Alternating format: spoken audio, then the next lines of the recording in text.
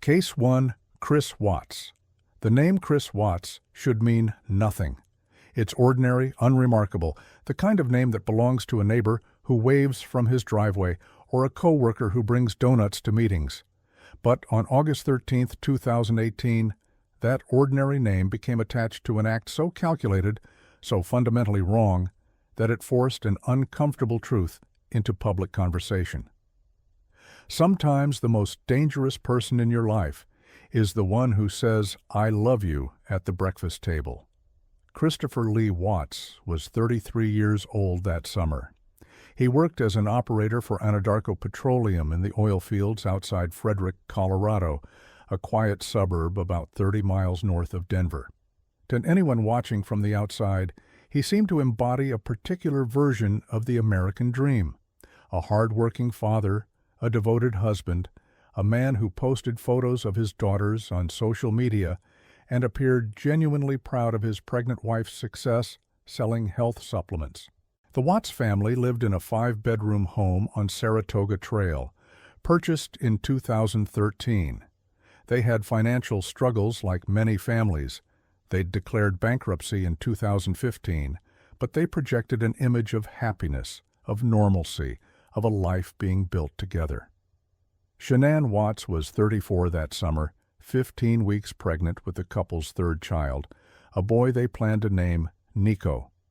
She worked from home for Lavelle, a multi-level marketing company, selling a product called Thrive. Her job required frequent travel, and in early August 2018, she was in Arizona on a business trip. Shanann's social media presence was active and warm. She documented her life, her children, her marriage. She posted about her pregnancy, about her love for her daughters, about the future she imagined. 4-year-old Bella and 3-year-old Celeste, known as Cece, were the center of that imagined future. On August 13, 2018, at approximately 1:48 in the morning, Shanann returned home from her business trip. A friend and co-worker, Nicole Utoft Atkinson, had driven her from the airport. Security camera footage from a neighbor's home captured Shanann's arrival. She walked into the house carrying her suitcase. Chris was inside with Bella and Cece. The girls were asleep. What happened in the early hours of that Monday morning was not a crime of passion. It was not a sudden explosion of rage. It was methodical. Chris strangled Shanann while she slept. The autopsy would later confirm she died by strangulation. Then he turned to his daughters. He smothered Bella and Celeste, suffocating the life from both of them. The girls who called him daddy, the girls whose faces he'd kissed good night thousands of times. But Chris Watts was not finished. He loaded Shanann's body into his work truck. He loaded Bella's body. He loaded Celeste's body. He drove 40 miles to a remote Anadarko oil work site where he'd been assigned. There he buried Shanann in a shallow grave near the oil storage tanks. Then came a detail so horrific that investigators struggled to comprehend it. He forced his daughters' bodies into crude oil tanks. The opening of each tank measured only 8 inches in diameter. Both children were small, but not that small. He had to push them through. Hours later, Chris Watts was on television. When Shanann's friend Nicole couldn't reach her on August 13th and noticed she'd missed a scheduled doctor's appointment, she went to the house. Shanann's car was there. Her phone was there. Her medication was there. But Shanann, Bella, and Celeste were gone. Nicole called the police. By that afternoon, law enforcement had activated an investigation. By that evening, Chris Watts was standing outside his home, speaking to reporters from Denver television stations KMGH and KUSA, pleading for his family's safe return. "Shanann, Bella, Celeste," he said to the cameras, "if you're out there, just come back. If somebody has her, just please bring her back. I need to see everybody. This house is not complete without anybody here."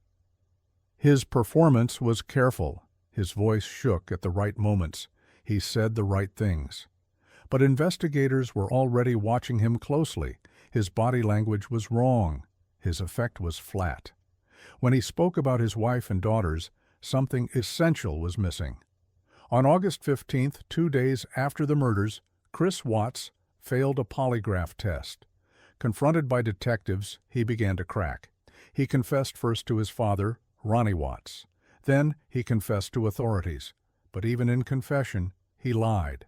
He claimed that he had killed Shanann, but only after he witnessed her strangling their daughters in response to his request for separation.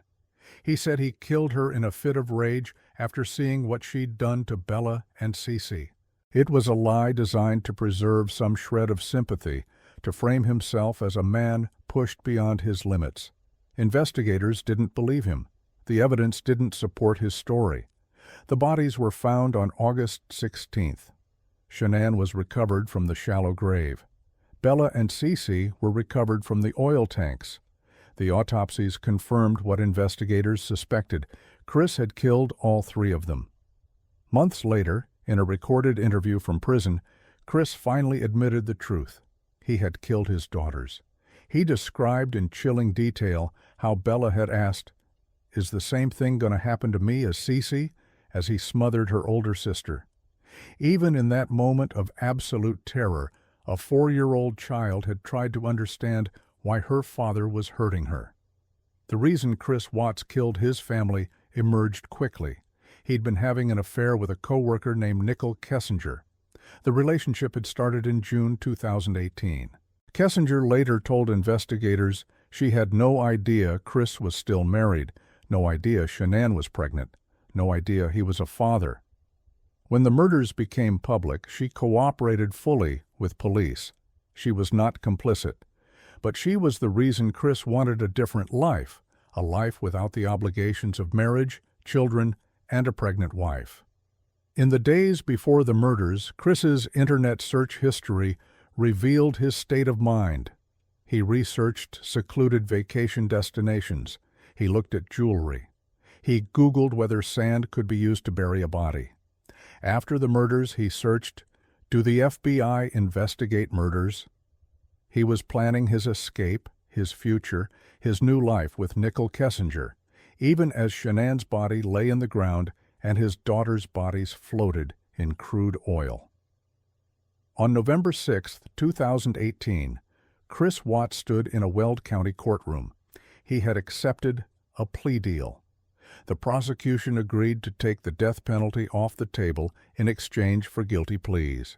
Chris pleaded guilty to 3 counts of first-degree murder, 2 counts of murdering a child, 1 count of unlawful termination of a pregnancy, and 3 counts of tampering with a deceased human body. At the sentencing hearing on November 19, 2018, Shanann's family addressed the court. Her mother, Sandy Zuchek, looked at Chris and said, "I didn't want death for you because that's not my right. Your life is between you and God, and I pray He has mercy for you." Shanann's father, Frank Razuchek, wept as he spoke about his daughter and granddaughters. Chris's own mother, Cindy Watts, turned in her seat to face her son and said through tears, "We have loved you from the beginning, and we still love you now. We forgive you, son." Judge Marcelo Kopkow called the murders the most inhumane and vicious crime that I have handled out of the thousands of cases that I have seen. He sentenced Chris Watts to 5 life sentences without the possibility of parole, 3 consecutive and 2 concurrent, plus 48 years for unlawful termination of pregnancy and 36 years for tampering with the bodies. Chris Watts was transferred out of Colorado in December 2018 due to security concerns. He arrived at Dodge Correctional Institution in Waupun, Wisconsin, a maximum security prison, where he remains today. Reports from inside the prison describe him as isolated, an outcast, among other inmates. Even in a place filled with people convicted of terrible crimes, what Chris Watts did marks him as different. The case became a national obsession, then an international one. Netflix released a documentary in 2020 titled American Murder: The Family Next Door. Assembled entirely from social media posts, police body camera footage, text messages, and interrogation recordings. The film showed the terrible contrast between Shanann's social media presence, the smiling photos, the videos of the girls, the posts about her pregnancy, and the reality of what Chris had done. Millions watched. The Watts case became a touchstone for discussions about family annihilators, about domestic violence, about the lies people tell on social media, about the signs that might have been missed. Shanann's family has been vocal in their grief. Her father has spoken publicly about online harassment directed at Shanann even after her death, people who blamed her for her own murder, who criticized her social media presence, who invented conspiracy theories. Frank Rzutchek returned to Colorado in 2019 to plead with internet trolls to stop. The cruelty continued anyway. What makes the Chris Watts case stand out among family murders is not just the brutality, though forcing his daughter's bodies into oil tanks through 8-inch openings is almost incomprehensible. What makes it stand out is the performance.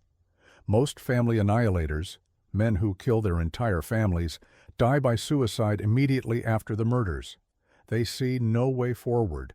They believe, in their twisted logic, that they are sparing their families from some imagined future suffering, and then they spare themselves from facing consequences. Chris Watts didn't do that. He thought he could get away with it. He went on television and lied. He texted Nicole Kessinger hours after the murders. He Googled whether the FBI would investigate. He planned a future. Even his final confession, months later, was self-serving. He claimed he'd found religion in prison, that he wanted to come clean. But the details he provided were so specific, so unnecessarily cruel, that observers wondered whether he was still trying to inflict pain, still trying to maintain some form of control. In a letter written from prison and obtained by media outlets, Chris wrote about his relationship with God, about how he'd been forgiven. He did not write much about Shanann, Bella, Celeste, or Nico.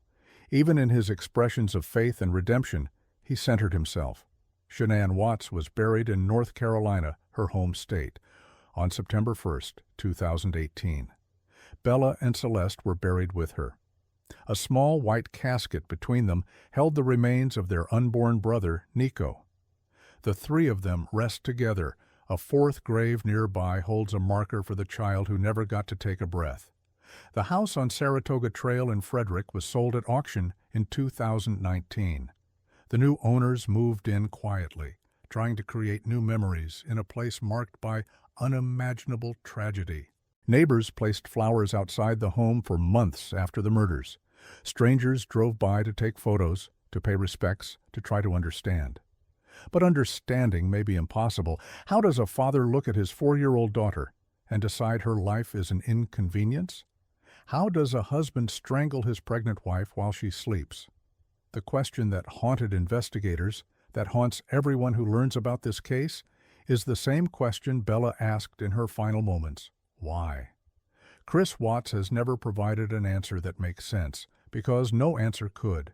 He wanted a different life. He wanted freedom. He wanted to start over with someone new, and so he destroyed the people who loved him most, the people who trusted him absolutely, the people who had no reason to believe the man who tucked them in at night would be the one who stopped their breathing forever.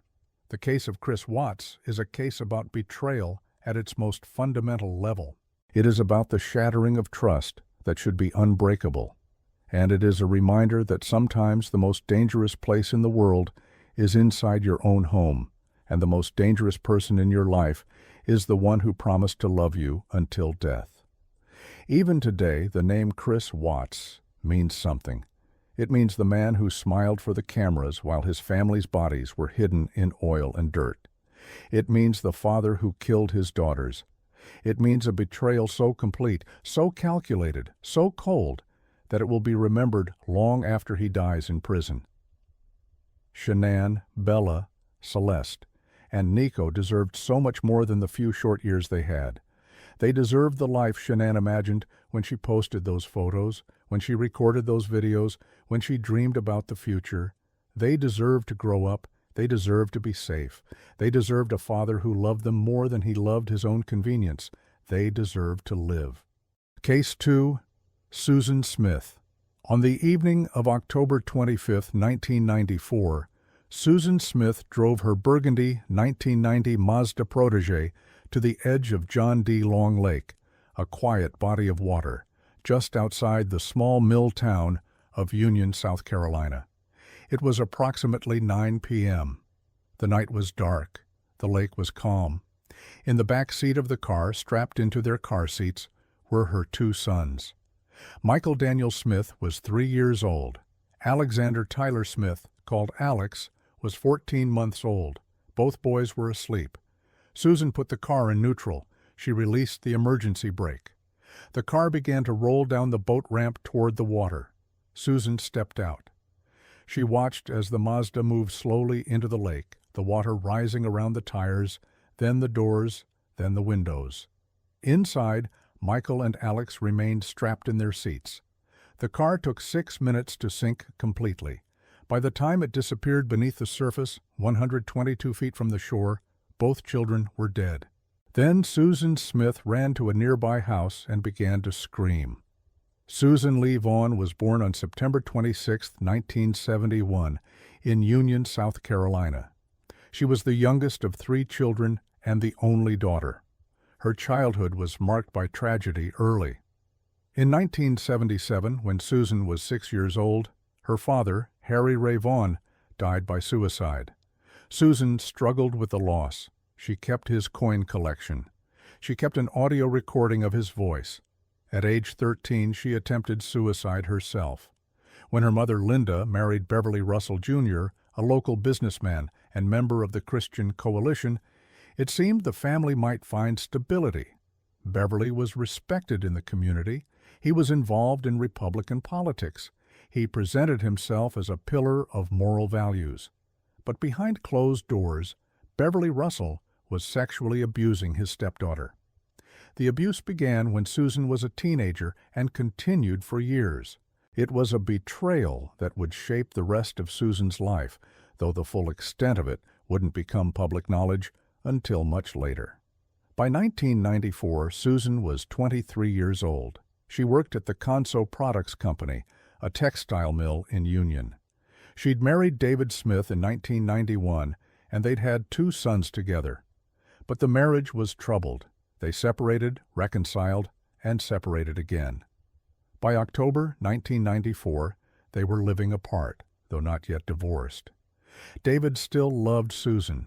He hoped they might find a way to make it work. Susan, however, had moved on emotionally. She'd begun a relationship with Tom Findley, the son of her boss at the mill. Tom was 27 years old, wealthy, and handsome. Susan believed he represented a different kind of life, a life without the struggles she'd known, without the weight of being a single mother working at a mill. She was deeply invested in the relationship. But in mid-October 1994, Tom Findley ended things. He wrote Susan a letter explaining his decision. He told her he was not ready for a serious relationship. He told her he did not want children. He was kind, but clear. Susan was devastated. On October 25th, Susan and Tom had a particularly upsetting conversation. The details of what was said remain unclear, but Susan left that conversation in distress. Later that evening, she drove to Tom Findley's father's house and confronted him, making bizarre accusations. When she left, she drove to her mother's house. She picked up Michael and Alex. She told her mother she was taking them for a drive. She drove to John D. Long Lake. At approximately 9:15 p.m., Susan arrived at the home of Rick and Shirley McLeod, who lived near the lake. She was hysterical. She told them she'd been carjacked. She said a black man wearing a dark stocking cap had jumped into her car at a red light, forced her to drive to a remote location, then shoved her out of the car and driven away with her children still in the back seat. The McLeods called 911. Within minutes, Union County Sheriff Howard Wells and his deputies arrived. Susan repeated her story. A black man, a carjacking, her babies taken. She begged law enforcement to find her sons. By the next morning, the story had gone national. Susan Smith appeared on television with her estranged husband, David. They sat side by side, holding hands, pleading for the safe return of Michael and Alex. Susan wept. She looked directly into the cameras and begged the carjacker to bring her babies home. "Whoever has my children, I want you to know that they are missed," she said, her voice breaking. "I love them very much. Please, please bring them home safely." David Smith was beside himself with fear and anguish. He believed his wife. He believed their sons had been taken. He made his own plea. "To whoever has our boys, we ask that you please don't hurt them and bring them back. We love them very much." The nation rallied. Volunteers joined the search. The FBI became involved. Across South Carolina, law enforcement agencies put out alerts. Hundreds of tips poured in. People reported seeing cars matching the description Susan had given. Sightings of the burgundy Mazda came from multiple states. The community of Union came together, organizing vigils, printing flyers, searching fields and back roads. But behind the scenes, investigators were beginning to doubt Susan's story. Sheriff Howard Wells and his team noticed inconsistencies almost immediately. Susan claimed the carjacking had occurred at a specific intersection where she'd been stopped at a red light. But detectives quickly determined that the traffic light at that intersection would not have turned red unless another vehicle was present on the cross street. Susan said the intersection was empty. The physics of her story didn't work. She also couldn't keep the details straight. When asked to repeat her account, small elements changed. Her description of the carjacker shifted. The timeline didn't align with other evidence, and her behavior seemed wrong. She cried at the right moments during press conferences, but when the cameras were off, witnesses described her as oddly calm. On October 27th, 2 days after Michael and Alex disappeared, Susan took a polygraph test. She failed. Badly. Still, she maintained her story. She continued to appear on television. She continued to plead for her son's return, and investigators continued to search John D. Long Lake. On November 3, 1994, 9 days after the drownings, confronted by mounting evidence and the impossibility of her own lies, Susan Smith confessed. She admitted that there had been no carjacking. There had been no black man. She had driven to the lake herself. She had let the car roll into the water with Michael and Alex inside. She told investigators she had intended to die with them, that she had planned to drive all 3 of them into the lake. But at the last moment, she couldn't go through with it. She said she got out of the car. The trunk of the Mazda, investigators later discovered, contained Susan's wedding dress and photo albums. Prosecutors would argue that Susan wasn't planning to die. She was planning to walk away from her old life entirely. Divers recovered the car from John D. Long Lake that same day.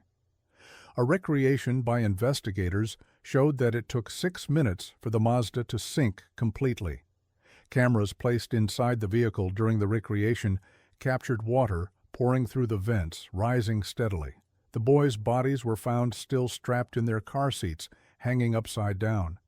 One tiny hand was pressed against a window. The autopsy confirmed they had drowned. The revelation that Susan had killed her own children sent shockwaves through the nation, but so did the realization that her lie had been racially motivated. For 9 days, law enforcement had searched for a fictitious black carjacker. Black men across South Carolina were stopped, questioned, and viewed with suspicion.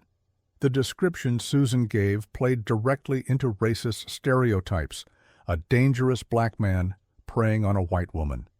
Civil rights leaders spoke out immediately. They called the case a painful reminder of how easily false accusations targeting black men could be believed, how quickly a white woman's tears could mobilize an entire system against innocent people. The history was long and ugly. From Emmett Till to the Central Park Five, false accusations had destroyed lives. Susan's lie wasn't just a lie about what happened to her children, it was a lie that weaponized racism. Susan Smith was arrested on November 3, 1994. She was charged with 2 counts of murder. The prosecutor, Tommy Pope, announced he would seek the death penalty.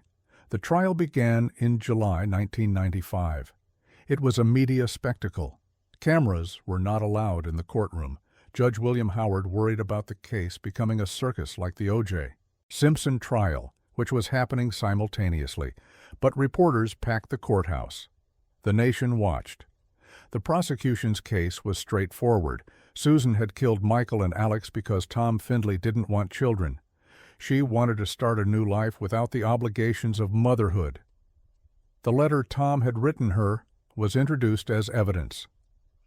Prosecutors argued that Susan saw her sons as obstacles to the relationship she wanted. The defense did not dispute that Susan had killed the boys. Instead, her attorneys, David Bruck and Judy Clark, argued for life in prison rather than death. They presented evidence of Susan's traumatic childhood, her father's suicide, Beverly Russell's sexual abuse, her suicide attempts, her struggles with depression. They argued that Susan had been in the grip of a mental breakdown, that she had intended to die with her children but couldn't follow through. Beverly Russell himself testified. He admitted on the stand that he had sexually abused Susan for years. He wept. The revelation shocked those who knew him as a community leader and religious figure. David Smith also testified. He described his love for Michael and Alex. He described learning that Susan had killed them. He asked the jury to spare her life, saying he didn't believe in the death penalty and that his sons wouldn't want their mother executed. On July 22, 1995, after deliberating for 2.5 hours, the jury found Susan Smith guilty of 2 counts of murder. The penalty phase followed. Prosecutor Tommy Pope argued passionately for the death penalty. He described the 6 minutes it took for the car to sink, the terror Michael and Alex must have felt. But the jury ultimately voted against execution. On July 28, 1995, Susan Smith was sentenced to life in prison with the possibility of parole after 30 years. Susan was sent to the Leith Correctional Institution near Greenwood, South Carolina. The first years were difficult. She was segregated from other inmates for her own protection. In 2000, she was disciplined for having sex with 2 prison guards. In 2010, she was caught with marijuana. Over the years, she has faced additional disciplinary actions. From prison, Susan has maintained contact with the outside world through phone calls and messages. In 2015, a letter she wrote to a South Carolina newspaper was published. In it, she claimed she wasn't in her right mind the night she killed Michael and Alex. She said she never intended to hurt them. She said she was sorry.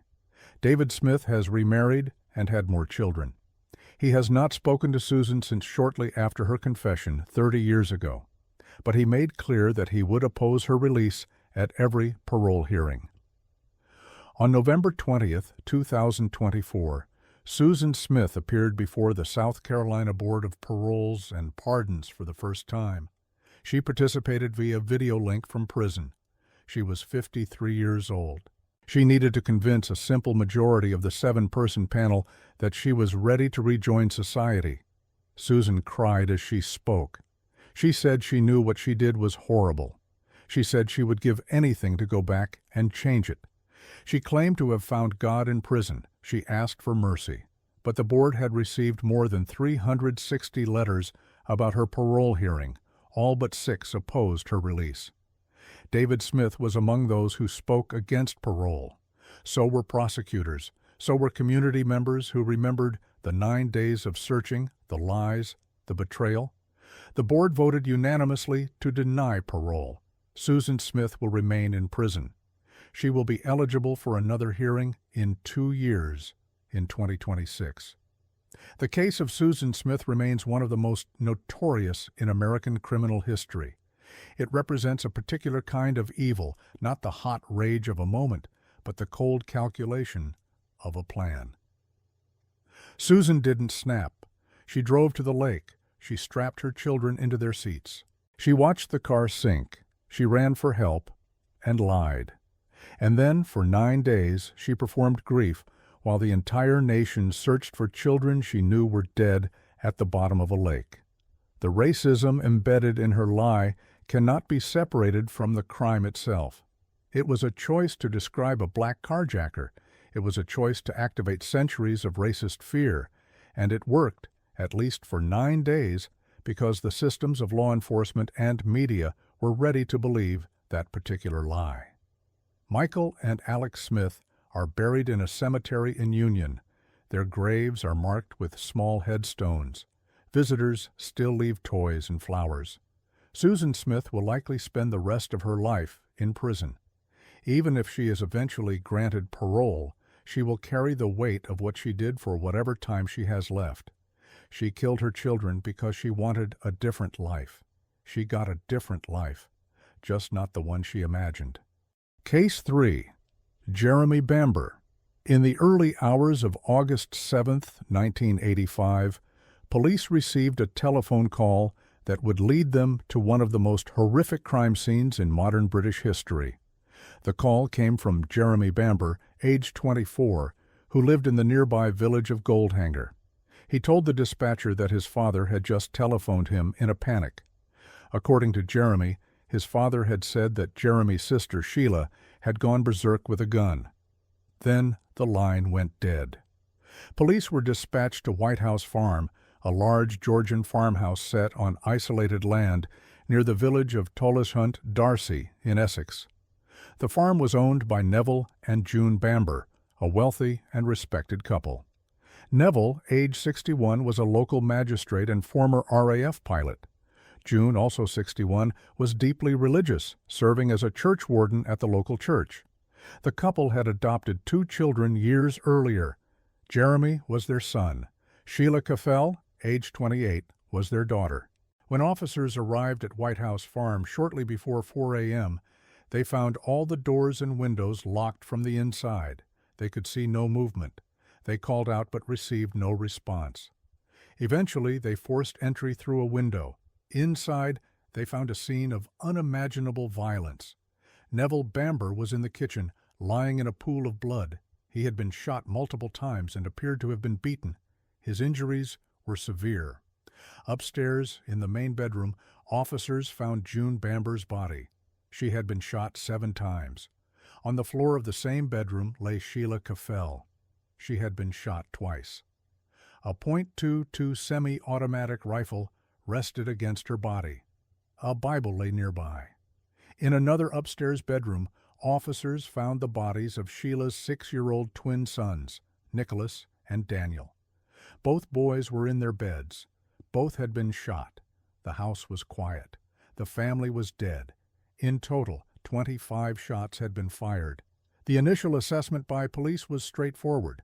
Sheila Caffell, who had a documented history of mental illness and had been treated for schizophrenia, had suffered a psychotic break. She had taken her father's rifle and systematically killed her parents, her children, and then herself. The doors and windows locked from the inside supported this theory. The rifle found with her body supported it. The fact that Jeremy Bamber had been miles away at his own home when the killings occurred seemed to eliminate him as a suspect. The media reported it as a tragic murder-suicide. Headlines described a deranged mother who had slaughtered her family before turning the gun on herself. Jeremy Bamber played the role of devastated survivor. He attended the funerals. He wept. He spoke to reporters about his grief, about the shock of losing his entire family in one terrible night. But the theory began to unravel almost immediately.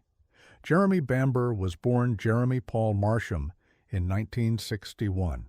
His biological mother, Juliet Wheeler, had given him up for adoption through the Church of England Children's Society when he was 6 months old.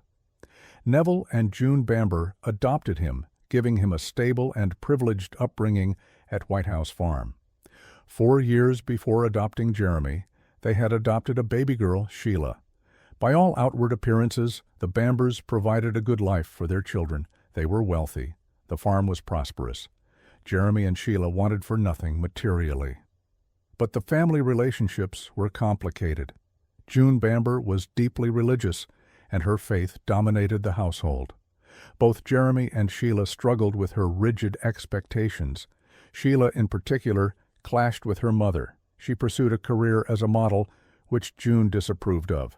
Sheila married Colin Caffell in 1977 and had twin sons in 1979, but the marriage ended in divorce in 1982. Sheila's mental health deteriorated. She was diagnosed with schizophrenia and spent time in psychiatric care.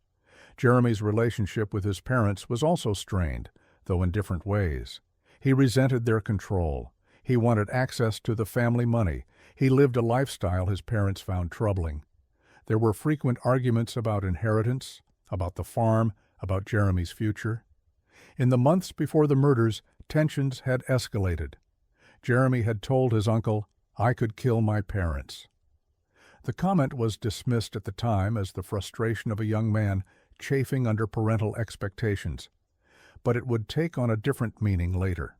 3 days after the bodies were discovered, Jeremy's cousin entered White House Farm to collect personal items. In a cupboard, she found something that would change the entire investigation: a sound moderator, commonly called a silencer, for the rifle. The silencer had blood on it. This was a critical piece of evidence. If the silencer had been attached to the rifle during the shootings, it would have made the weapon too long for Sheila to have turned it on herself in the manner in which she was found. The placement of the rifle against her body, the position of her wounds, it all became impossible if the silencer had been used. Detectives began to reconsider their initial conclusion. Then, in late August 1985, Jeremy Bamber's girlfriend, Julie Mugford, contacted police. She told investigators that Jeremy had confessed to her. According to Julie, Jeremy had been planning the murders for months. He had talked about killing his family to inherit the estate, which was worth approximately £500,000. He had discussed the details with her.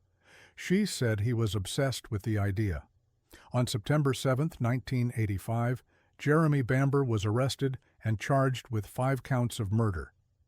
The case against Jeremy was largely circumstantial, but it was compelling. Prosecutors argued that Jeremy had driven to White House Farm in the early hours of August 7th. He had taken the rifle and systematically shot his family members. He had killed his mother June 1st. Then his father Neville, who fought back, which explained the beating injuries. He had killed Sheila. He had killed the 6-year-old twins as they slept in their beds. Then he had staged the scene to make it appear that Sheila had committed the murders before killing herself. The silencer was central to the prosecution's case. Forensic experts testified that the blood found on it could only have gotten there if it had been attached to the rifle during the shootings. But the silencer had been found in a cupboard, not at the scene. This suggested someone had removed it and hidden it after the killings. Prosecutors also pointed to inconsistencies in Jeremy's story. He claimed his father had called him around 3 a.m. to say Sheila had gone berserk. But phone records were ambiguous, and some investigators believed Jeremy had fabricated the call.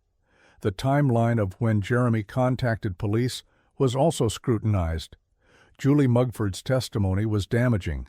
She described Jeremy as cold and calculating. She said he had laughed about the murders afterward. She said he had no remorse.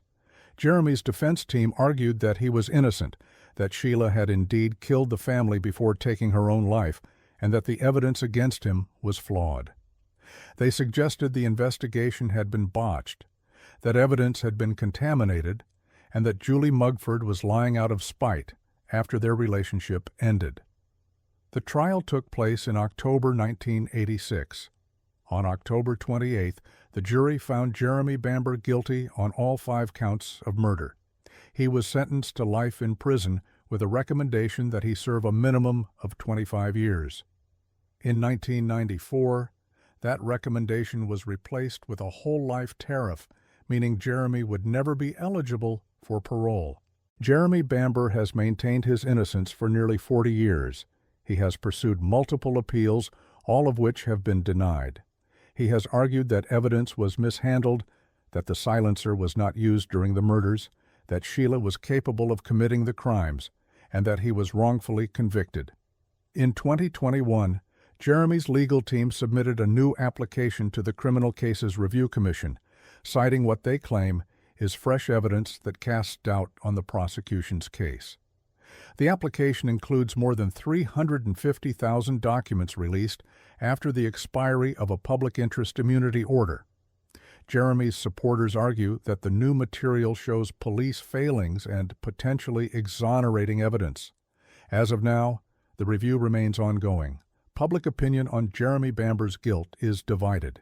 Many believe the conviction was sound, that the evidence clearly pointed to him, and that his continued protestations of innocence are simply the actions of a man unwilling to accept responsibility. Others believe there are legitimate questions about the investigation, the handling of evidence, and whether the case against him was as certain as the jury believed. What is not in dispute is what happened on the night of August 6th to 7th, 1985. 5 people were killed. Neville Bamber, a respected magistrate; June Bamber, a devout Christian woman; Sheila Caffel, a troubled young mother; Nicholas and Daniel Caffel, 2 6-year-old boys who should have had their whole lives ahead of them. The house where they died, White House Farm, became infamous. For years it stood as a reminder of the violence that had occurred there. The property was eventually sold and new owners moved in, but the history remained. The case has been the subject of extensive media coverage over the decades. Books have been written analyzing the evidence. Documentaries have examined the investigation. In 2020, ITV aired a 6-part dramatization titled White House Farm, which reignited public interest in the case and brought the story to a new generation. Jeremy Bamber is now in his 60s. He remains incarcerated at HM Prison Wakefield, a high-security facility in West Yorkshire. He continues to work with his legal team on his case. He continues to maintain that he is an innocent man serving a sentence for crimes he did not commit. Whether he is telling the truth or whether he is a family annihilator who has successfully convinced himself of his own innocence may never be known with absolute certainty. The British justice system has determined his guilt.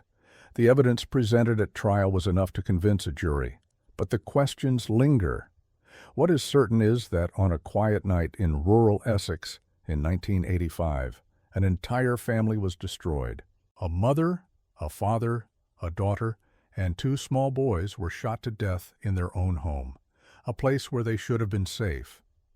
The person responsible, whether it was Sheila in a moment of psychotic break or Jeremy in a calculated act of greed, took 5 lives and shattered any sense of security that family should provide.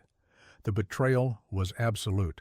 If Sheila killed her family, it was the betrayal of a mother's protective instinct turned horrifically inward. If Jeremy killed his family, it was the betrayal of a son who valued money more than the lives of the people who raised him, loved him, and gave him everything. The families of the victims have lived with this uncertainty for decades. Colin Caffel, the father of Nicholas and Daniel, has written about his grief and his struggle to understand what happened to his sons. He has had to navigate the pain of their deaths while also confronting the possibility that their mother killed them, or the possibility that their uncle did. The case of Jeremy Bamber is a case about inherited wealth, about family dysfunction, about mental illness, and about the possibility that sometimes the systems meant to deliver justice fail.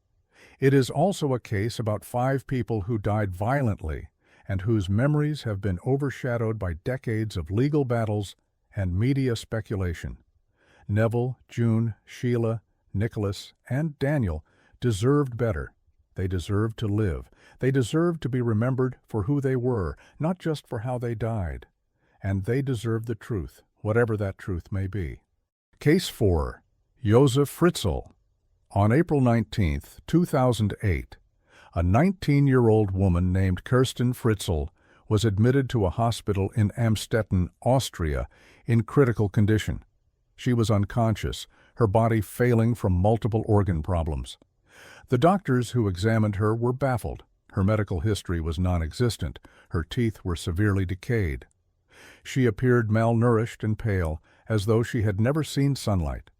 Her father, a 73-year-old man named Joseph Fritzl, had brought her in, but he could provide almost no information about her condition. The doctors made a public appeal. They needed to speak to Kirsten's mother.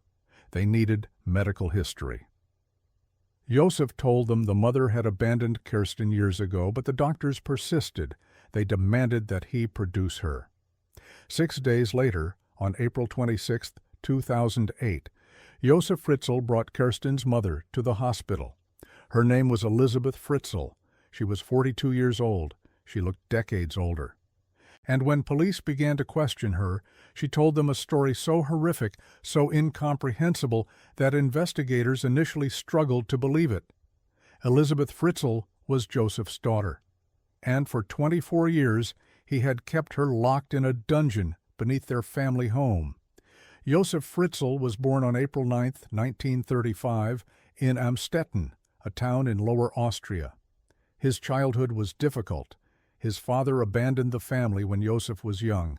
His mother was reportedly cold and abusive. Joseph grew up during World War II and its aftermath, a time of deprivation and chaos. As an adult, he became an electrical engineer. He married a woman named Rosemary in 1956. They had 7 children together. To their neighbors, to their community, the Fritzls appeared to be an ordinary family. But Joseph Fritzl was not an ordinary man. In 1967, he was convicted of rape. He had broken into a woman's home and sexually assaulted her. He served a minimal sentence. The conviction did not significantly impact his life.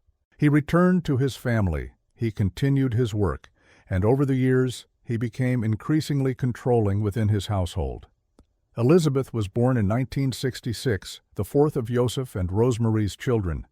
She grew up in the family home at 40 Ibstrasse in Amstetten. The house was unremarkable from the outside, a modest 3-story building in a quiet residential area. But Joseph had begun making modifications to the basement, creating a hidden area that no one else knew about. When Elizabeth was 11 years old, her father began sexually abusing her. The abuse continued for years. Elizabeth tried to run away from home when she was 15, but she was found and returned. She tried again at 17. Again, she was brought back. Joseph's control over her was absolute. On August 28, 1984, Elizabeth was 18 years old. Joseph told her he needed help carrying a door down to the basement. She followed him. Once they were in the cellar, he drugged her with ether-soaked cloth held over her face. When she regained consciousness, she was locked in a small, windowless room. The door was reinforced. The walls were concrete. Joseph had spent years building this prison specifically for her. He told Elizabeth she would never leave. Joseph had constructed an elaborate dungeon beneath the house. It consisted of several small rooms connected by narrow corridors. The ceilings were low. There was minimal ventilation. The air was stale. The only entrance was through a hidden door in the basement that Joseph had concealed behind shelving. The door itself required a code that only he knew. For the first few days, Elizabeth was chained. Joseph visited regularly to bring food and to rape her.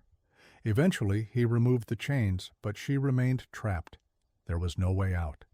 She was deep underground beneath the house where her mother and siblings lived their daily lives. They had no idea she was there. Joseph told Rosemary and the other children that Elizabeth had run away to join a cult. To support this story, he forced Elizabeth to write letters claiming she had left voluntarily and didn't want to be found. The letters were postmarked from different locations. Rosemary believed them. So did the rest of the family. So did the police, when Rosemary reported her daughter missing. Elizabeth was listed as a runaway. No serious investigation was conducted. In the dungeon, Elizabeth's nightmare deepened. Joseph raped her repeatedly. In 1988, she became pregnant. On April 26, 1989, she gave birth to her first child, a daughter named Kirsten. There was no medical care, no midwife, no hospital. Elizabeth delivered the baby alone in the dungeon, while Joseph watched. Kirsten was the child of incestuous rape, fathered by Elizabeth's own father. Over the next 14 years, Elizabeth gave birth to 6 more children, all fathered by Joseph. The conditions were unimaginable. She delivered each baby in the basement with no medical assistance. One of the infants, a boy named Michael, died 3 days after birth in 1996. Joseph later admitted he had burned the body in an incinerator. Elizabeth was forced to continue living in the cellar with the knowledge that her baby had died because her father refused to get help. 3 of Elizabeth's children, Kirsten, Stefan, and Felix, remained in the dungeon with her. They grew up never seeing sunlight, never breathing fresh air, never leaving the small underground rooms. They knew no other life. Elizabeth tried to care for them as best she could. She taught them to speak and read using materials Joseph occasionally provided. But they were pale, malnourished, and developmentally affected by the conditions. 3 other children, Lisa, Monica, and Alexander, were removed from the dungeon shortly after birth. Joseph brought them upstairs and claimed to Rosemary that Elizabeth had abandoned them on the doorstep, with notes asking her parents to care for them. Rosemary believed him. She and Joseph officially adopted the 3 children and raised them as their own. The children grew up in the house, playing in rooms directly above where their mother and siblings were imprisoned. This dual existence continued for years. Joseph maintained his respectable facade. He worked, he socialized with neighbors, he took holidays, he rented out apartments in the same building. Tenants lived in the house, unaware that beneath them, a woman and 3 children were locked in a dungeon. Joseph controlled every aspect of Elizabeth's captivity. He brought food, but often not enough. He brought clothing. He brought a small television so they could watch the outside world they would never see. He installed a washing machine at one point. He visited the dungeon regularly to rape Elizabeth, even as her children from previous rapes grew old enough to understand what was happening. The cellar became more crowded as the children grew. The space was approximately 60 square meters, roughly 650 square feet, divided into several tiny rooms. One served as a bedroom. One was a kitchen of sorts. There was a small bathroom. The ceilings were so low that, as Stefan grew into adolescence, he could not stand upright. Elizabeth told her children that they were trapped because the doors were too heavy to open, that the air outside was poisonous, that they would die if they left. She created stories to help them make sense of their reality. She tried to protect them psychologically, even as she could not protect them physically. By 2008, Kirsten was 19 years old. She had never left the cellar. Her health had been deteriorating for months. She suffered from seizures. She was weak. On April 19th, she collapsed. Joseph, realizing she might die, made a decision. He brought her upstairs for the first time in her life, put her in his car, and drove her to the hospital. When doctors could not get adequate information from Joseph and demanded to speak with Kirsten's mother, Joseph found himself trapped by his own lies. If he didn't produce Elizabeth, the authorities would investigate. If he did produce her, his crimes would be exposed. He chose to bring Elizabeth out of the cellar. He told her that Kirsten needed her, that she would be allowed to visit the hospital, but then would have to return to the dungeon. Elizabeth, desperate to help her daughter, agreed. But when Elizabeth emerged into the hospital, pale, terrified, disoriented, and began to speak with doctors and then with police, it became clear that something was catastrophically wrong. Police questioned her separately from Joseph. She told them everything. On April 26, 2008, police arrested Joseph Fritzl. They immediately went to the house on Ibstrasse. Using the code Joseph provided, they opened the hidden door and descended into the cellar. There they found Stefan, age 18, and Felix, age 5, both pale and weak, both terrified. The dungeon was exactly as Elizabeth had described, a horrific underground prison. The case shocked Austria and the world. The details seemed impossible. A father had imprisoned his daughter for 24 years. He had raped her thousands of times. He had fathered 7 children with her. 3 of those children had spent their entire lives underground. 1 had died from neglect, and all of this had occurred beneath a house where his wife and other children lived, where tenants rented rooms, where neighbors walked past every day. Questions immediately arose about Rosemarie. How could she not have known? Joseph claimed she was completely unaware. Investigators were skeptical. The basement renovations, the disappearance of her daughter, the appearance of 3 babies allegedly left on the doorstep, the food Joseph brought to the cellar. How could she have missed the signs? Rosemarie maintained she had no knowledge of the dungeon or Elizabeth's imprisonment. She said Joseph was controlling and secretive, that she had believed his lies about the cult, that she never suspected what was happening beneath her feet. Austrian authorities ultimately concluded there was insufficient evidence to charge her. Whether she truly knew nothing or chose not to see remains a matter of debate. Elizabeth and her children were taken to a secure location and given medical care. The 3 children who had been raised upstairs, Lisa, Monica, and Alexander, learned for the first time that the woman they'd been told abandoned them was actually their mother, and that she had been imprisoned beneath them their entire lives. The family began the long process of reunification and recovery. Kirsten survived her medical crisis, but suffered permanent brain damage from the deprivation she had endured. Josef Fritzl was charged with multiple crimes: murder for the death of baby Michael, enslavement, incest, rape, and coercion.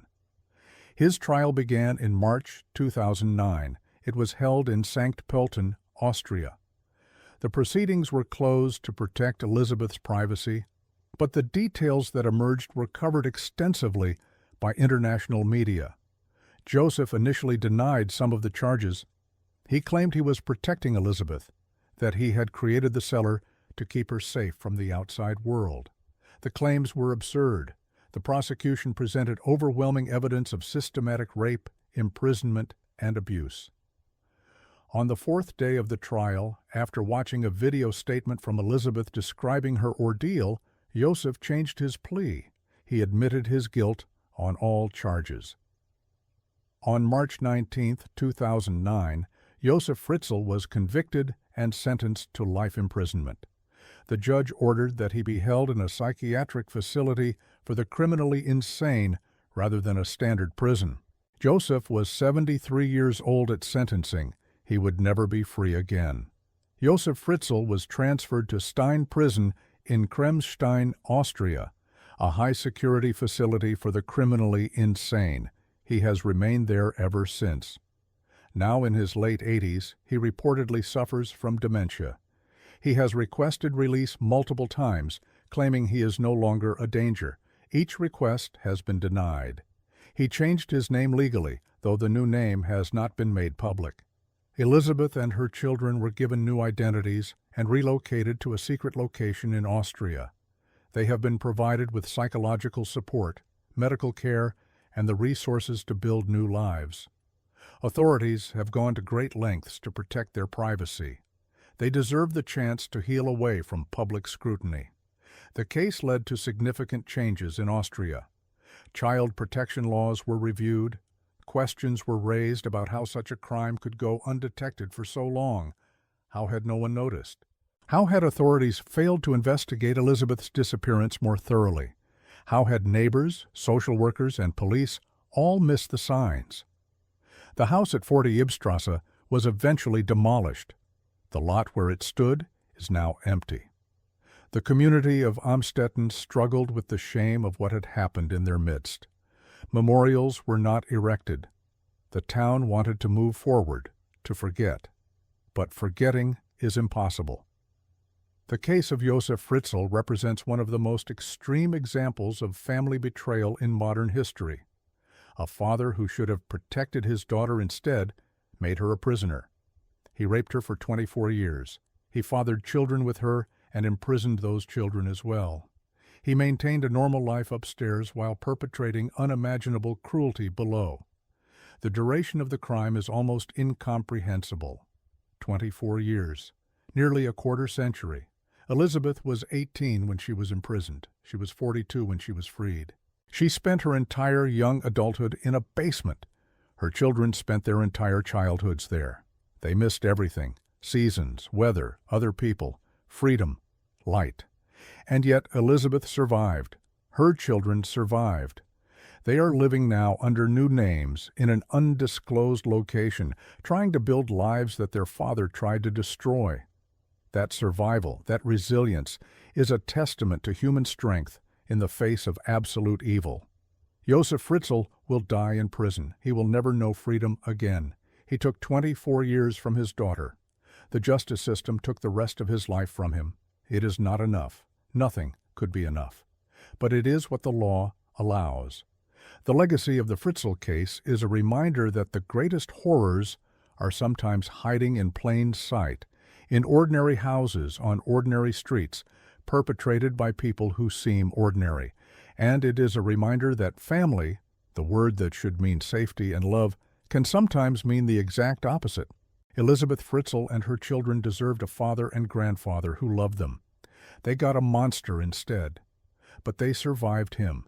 And in their survival, in their recovery, in their new lives built from the ruins he created, there is something that even Josef Fritzl, with all his evil, could not destroy: hope. Case 5. Christopher Porco. On the morning of November 15, 2004, a neighbor in the quiet suburb of Delmar, New York, noticed something unusual. Joan Porco, age 54, was outside her home, walking around in a disoriented state. She was covered in blood. Her head injuries were so severe that portions of her skull were visible. When emergency responders arrived, they found a scene that would haunt them for the rest of their careers. Inside the house, Joan's husband, Peter Porco, age 52, was lying in the bedroom. He had been attacked with an axe. His skull had been fractured by multiple blows. He was still alive when paramedics reached him, but he died shortly after arrival at the hospital. Joan was barely conscious, her injuries catastrophic. Neurosurgeons would later describe the damage as among the most severe they had ever seen in a patient who survived. The weapon was found at the scene, a fireman's axe with a distinctive yellow handle. Blood spatter analysis showed the attack had been vicious and sustained. Both Peter and Joan had been struck repeatedly while they slept in their bed. Somehow, impossibly, Joan had survived.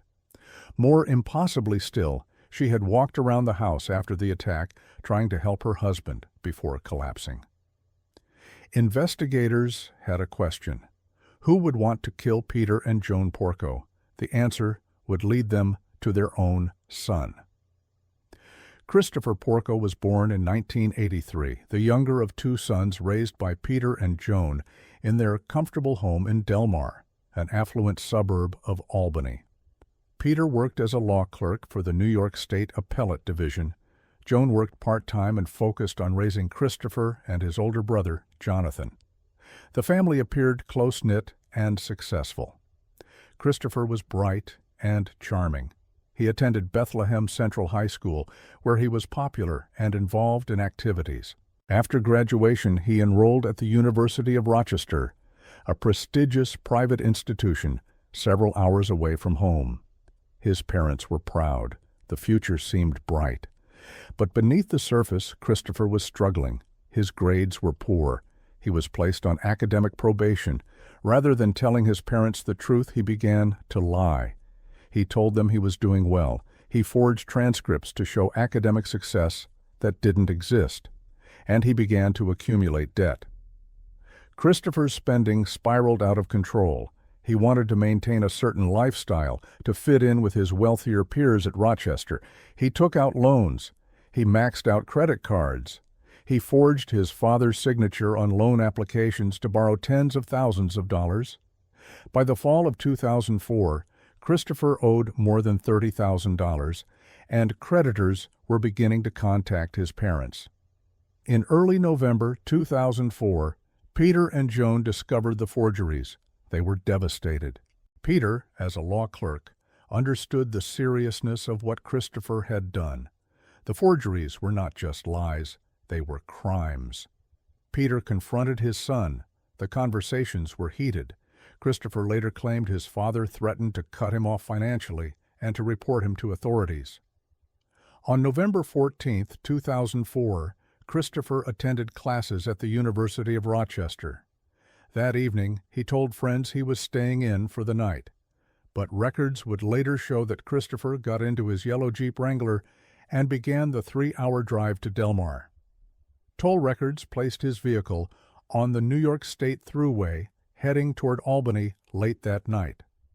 A toll collector at one of the booths would later testify that she remembered seeing Christopher's distinctive Jeep pass through around 1:30 in the morning on November 15th.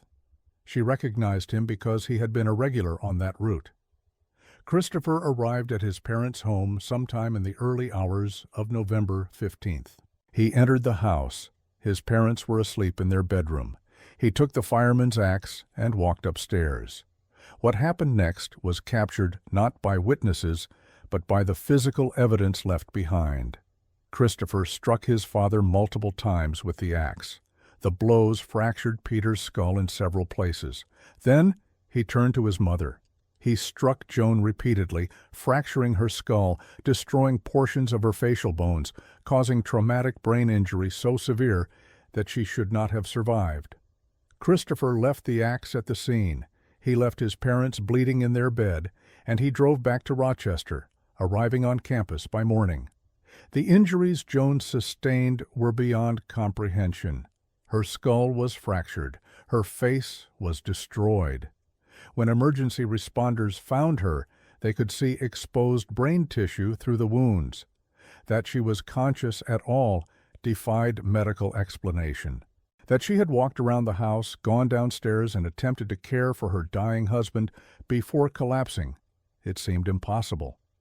At the hospital, surgeons worked for hours to save her life. They had to reconstruct portions of her skull. They removed damaged tissue. The prognosis was grim. Even if she survived, they expected severe permanent disability. While Joan was in surgery, police began their investigation. The house showed no signs of forced entry. Nothing had been stolen. This was not a random burglary. Detectives immediately focused on the family. Christopher's older brother, Jonathan, was quickly ruled out. He had been with his girlfriend in New Jersey at the time of the attack. That left Christopher. When police contacted Christopher at the University of Rochester, he expressed shock and grief. He agreed to speak with investigators. He denied any involvement. He said he had been in his dorm all night. But when detectives checked his alibi, it fell apart. Dormitory security footage showed Christopher leaving campus the evening of November 14th.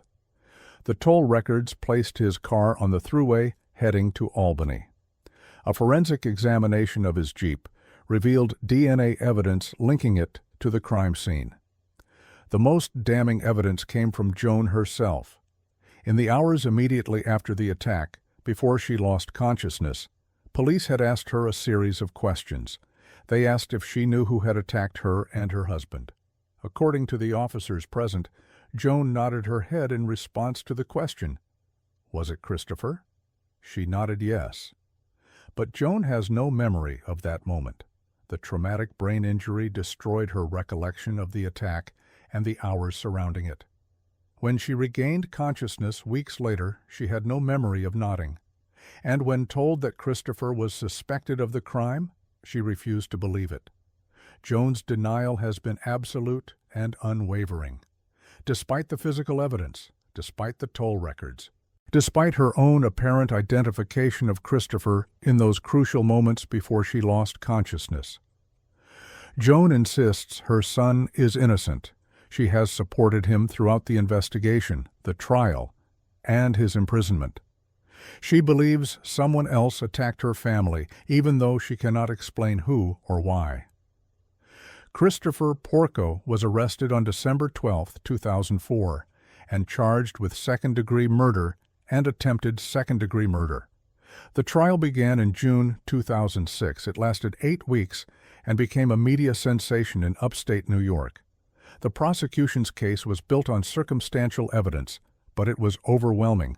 The toll records, the DNA evidence, Joan's nod, the financial motive. Peter and Joan had discovered Christopher's forgeries and debts just days before the attack, and Peter's life insurance policy would have paid Christopher a substantial sum. The lack of any other credible suspect. The defense argued that the evidence was not conclusive, that the toll collector could have been mistaken, that Joan's nod was ambiguous or coerced by police, that someone else must have committed the crime. They pointed to Joan's current insistence that Christopher was innocent. Joan attended the trial every day. She sat in the courtroom and watched the proceedings. She heard the evidence against her son, and she maintained his innocence. When the prosecution called her as a witness, she was a hostile one. She refused to help convict Christopher. She said she did not believe he was capable of such violence. On August 10, 2006, after deliberating for 3 days, the jury found Christopher Porco guilty of second-degree murder in the death of Peter Porco and attempted second-degree murder of Joan Porco. He was sentenced to 50 years to life in prison. He would not be eligible for parole until 2052, when he would be 69 years old. Christopher has maintained his innocence. He has pursued appeals, all of which have been denied. He remains incarcerated at Clinton Correctional Facility in Dannemora, New York, a maximum security prison. Joan continues to support him. She visits him in prison. She has written letters to parole boards and appellate courts insisting that her son was wrongfully convicted. She has given interviews proclaiming his innocence. The psychological phenomenon of her denial has been studied by experts in trauma and family dynamics. Some have speculated that Joan's brain injuries affected her memory and judgment in ways that make her unable to accept the truth. Others believe her denial is a psychological defense mechanism, that accepting Christopher's guilt would mean accepting that her son tried to kill her, and that reality is too painful to bear. Still others wonder if, on some level, Joan knows the truth, but chooses to reject it out of maternal love. The case has become a reference point in discussions of parental denial. How far can a parent's love extend? How much can a mother forgive? Joan Porco lost her husband. She lost most of her cognitive function. She lost her independence. She will carry the physical and emotional scars of that night for the rest of her life. And yet she has chosen to stand by the person who, in all likelihood, caused those losses. Peter Porco was buried in a cemetery in Albany. He died trying to protect his wife. His life ended by his own son's hand. His older son, Jonathan, has had to live with the knowledge that his brother killed their father and tried to kill their mother. Jonathan supported the prosecution during the trial. He believes Christopher is guilty. The Porco family, like so many families in this series, was torn apart by violence. But what makes this case particularly tragic is the ongoing division. Most families, after a murder, can at least agree on the truth of what happened. They can grieve together. They can support each other in their loss. Joan and Jonathan cannot do that. They are divided by their beliefs about Christopher's guilt. Jonathan has lost both his father and, in a sense, his mother, who has chosen to align herself with the son who destroyed their family. Joan has lost her husband, her health, her memory, and her relationship with one son in order to maintain her belief in the other. Christopher sits in prison, claiming innocence, supported by a mother who survived his attack. Whether he feels remorse, whether he has confessed to anyone in private, whether he ever thinks about what he did, these questions remain unanswered. What is known is this. On November 15, 2004, someone entered the Porco home with an axe and tried to kill Peter and Joan as they slept. Peter died from his injuries. Joan survived, but at a tremendous cost. The evidence points overwhelmingly to Christopher. A jury of his peers found him guilty beyond a reasonable doubt. He is in prison for murder. But his mother stands by him still. In her mind, her son is innocent. In her heart, she cannot accept that the child she raised, the son she loved, would be capable of such horror. So she chooses to believe in a different reality, one where Christopher is a victim of injustice rather than a perpetrator of violence. The human capacity for denial is vast. The human capacity for love is vaster still. Joan Porco's unwavering support for her son, despite everything, is both a testament to maternal devotion and a tragedy in its own right. She will spend the rest of her life defending the person who tried to end it. And Christopher will spend the rest of his life in prison, convicted of trying to murder his mother and succeeding in murdering his father, while his mother insists the world is wrong and he is innocent. The truth, fixed in court records and forensic evidence, says otherwise. But truth and belief are not always the same thing, and sometimes the hardest truth to accept is the one that destroys everything you thought you knew about the people you love. Case 6. Chandler Halderson. On July 7, 2021, Chandler Halderson, age 23, reported his parents missing. He told police that Bart Halderson, 50, and Krista Halderson, 53, had left their home in Windsor, Wisconsin on July 2nd to go to their cabin in northern Wisconsin. They were supposed to return on July 4th for the holiday weekend, but they never came home. Chandler said he was worried. He hadn't heard from them. Their phones went straight to voicemail. He asked police to help find them. Chandler appeared concerned. He cooperated with investigators. He provided information about his parents' last known whereabouts. He said he'd been home alone since they left. He joined search efforts. He posted on social media asking for information. He comforted his girlfriend, Catherine Melander, telling her he was scared about what might have happened. But Chandler Halderson knew exactly where his parents were, because 6 days earlier he had shot them both to death in the family home. Then he had dismembered their bodies with a saw, and he had spent the days since the murders scattering their remains across multiple locations in southern Wisconsin, disposing of the evidence while maintaining the performance of a worried son. The lies that led to murder had been years in the making. Chandler Michael Halderson was born in 1998 and raised in Windsor, a quiet community just north of Madison. His parents, Bart and Krista, were hard-working people who provided a comfortable life for Chandler and his younger brother Mitchell. Bart worked in IT. Krista was an accountant. They were devoted parents who wanted their sons to succeed. Chandler attended school and, after graduation, enrolled at Madison Area Technical College. His parents were proud. They believed he was working toward a degree, building a future, but Chandler was struggling. He attended classes for a time, but eventually stopped going. He dropped out. He never told his parents. Instead, Chandler began to construct an elaborate fiction about his life. He told Bart and Krista that he was still enrolled in college, that he was doing well. He forged documents to support the lie.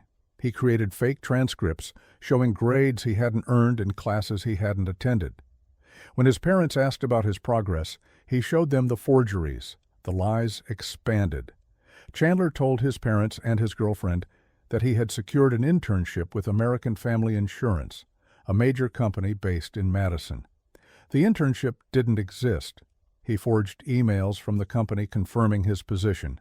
He went through the motions of having a job, leaving the house at appropriate times, talking about his workday, but he had nowhere to go. He spent his days playing video games, browsing the internet, doing nothing. Then Chandler told people he had been offered a job at SpaceX, Elon Musk's aerospace company. It was an impressive claim. He said he would be working remotely at first, then relocating to Florida. He forged emails from SpaceX employees offering him the position.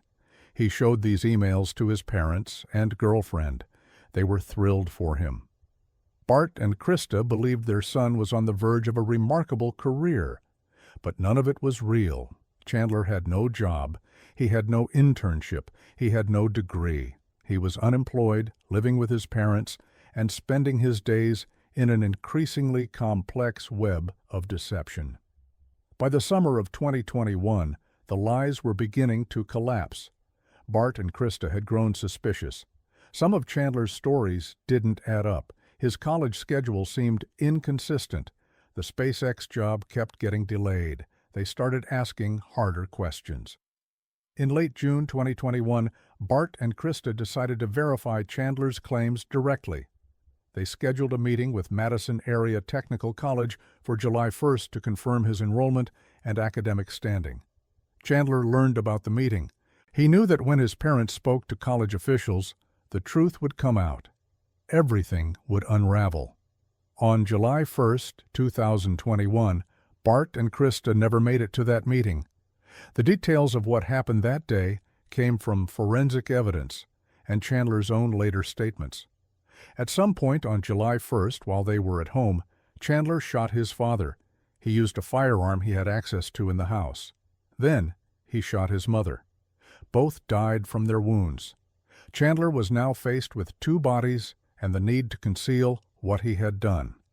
He made a decision that revealed the depth of his calculation. He would dismember his parents and dispose of their remains in locations scattered across the region, making it difficult for anyone to find them or piece together what had happened. Chandler used a saw to cut apart his parents' bodies. He worked in the family home, in the basement and garage.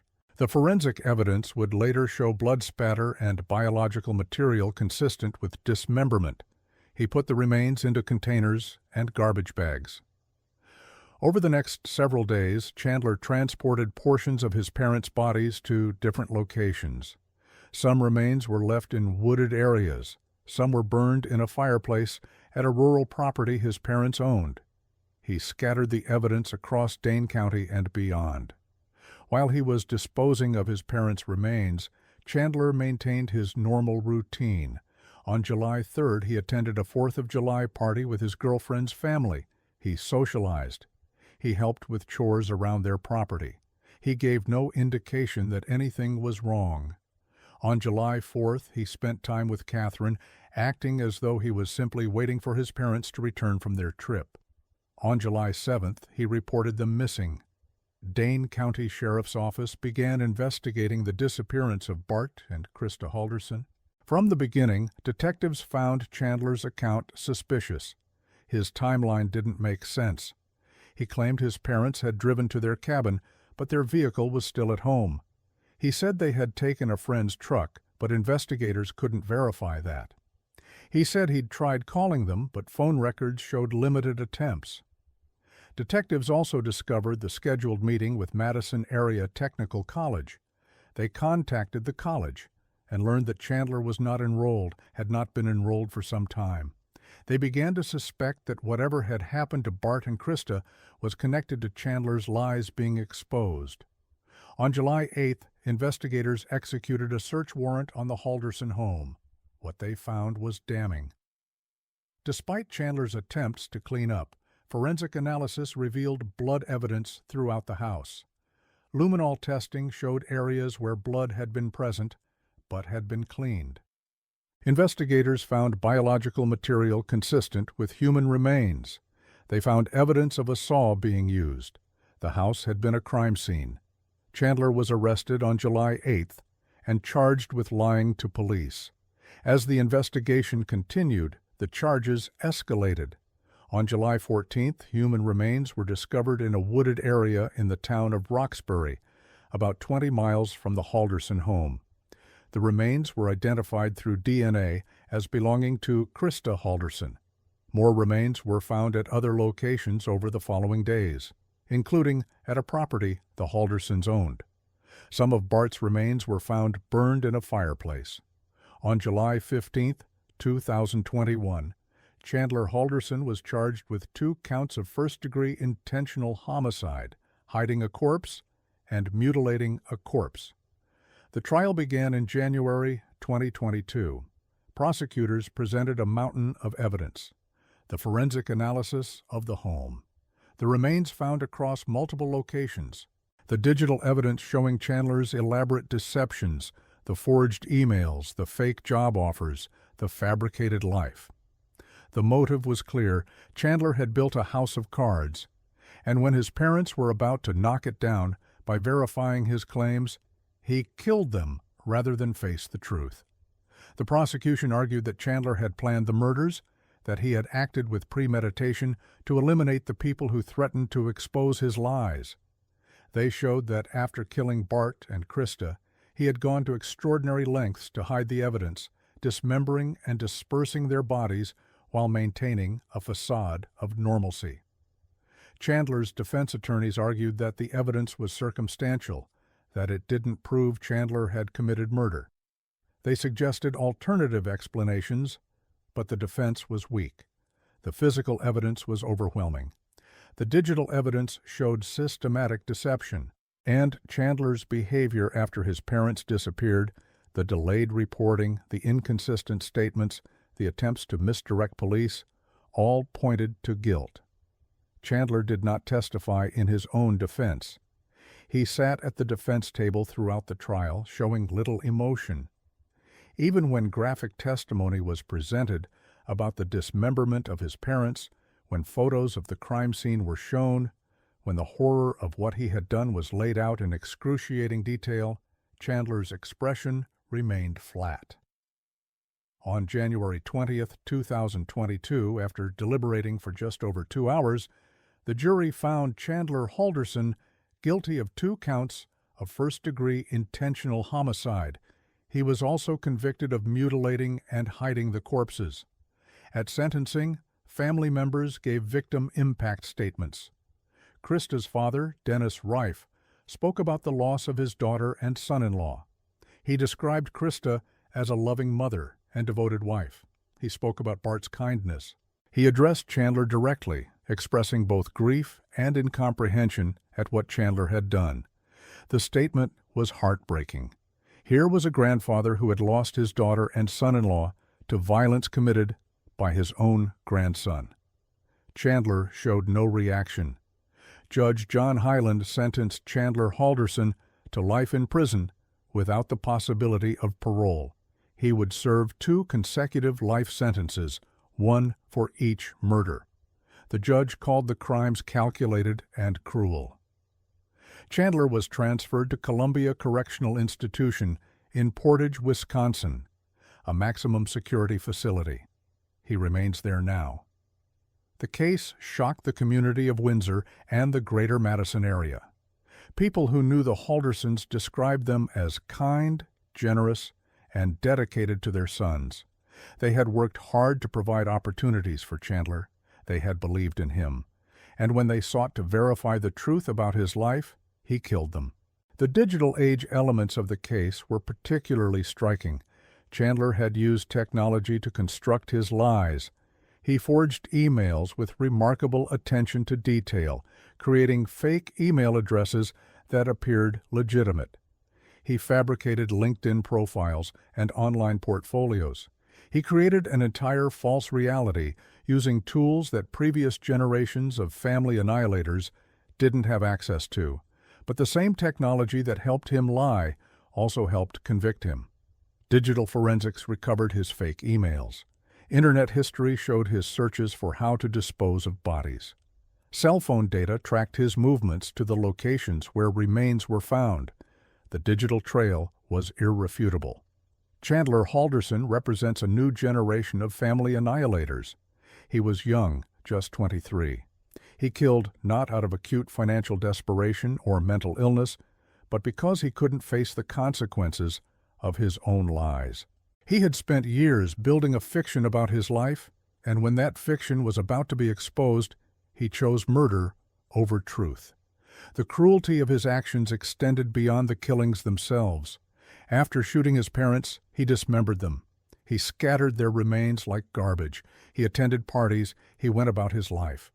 And when the time came to report them missing, he played the role of concerned son, knowing their bodies were in pieces across Dane County.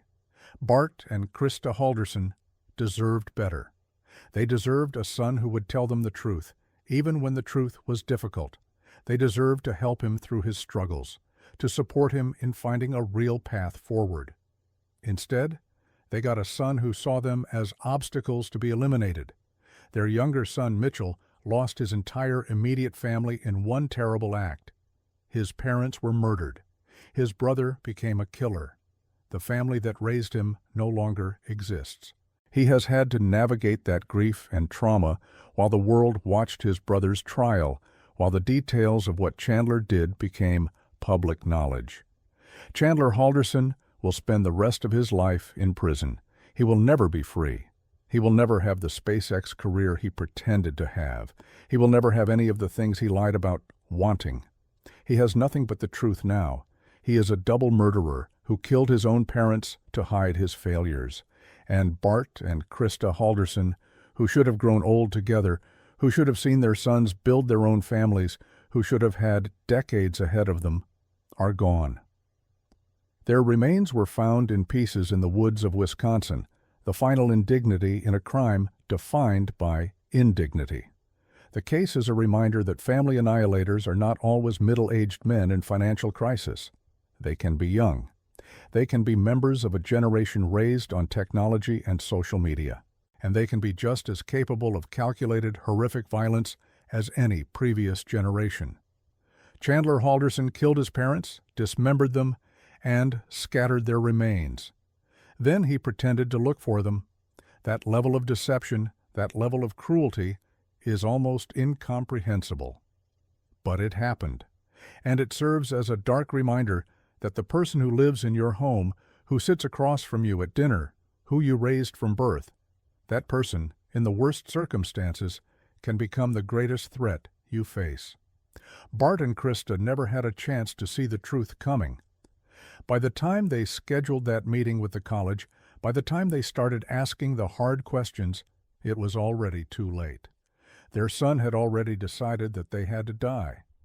And so they did. Case 7. Grant Amato.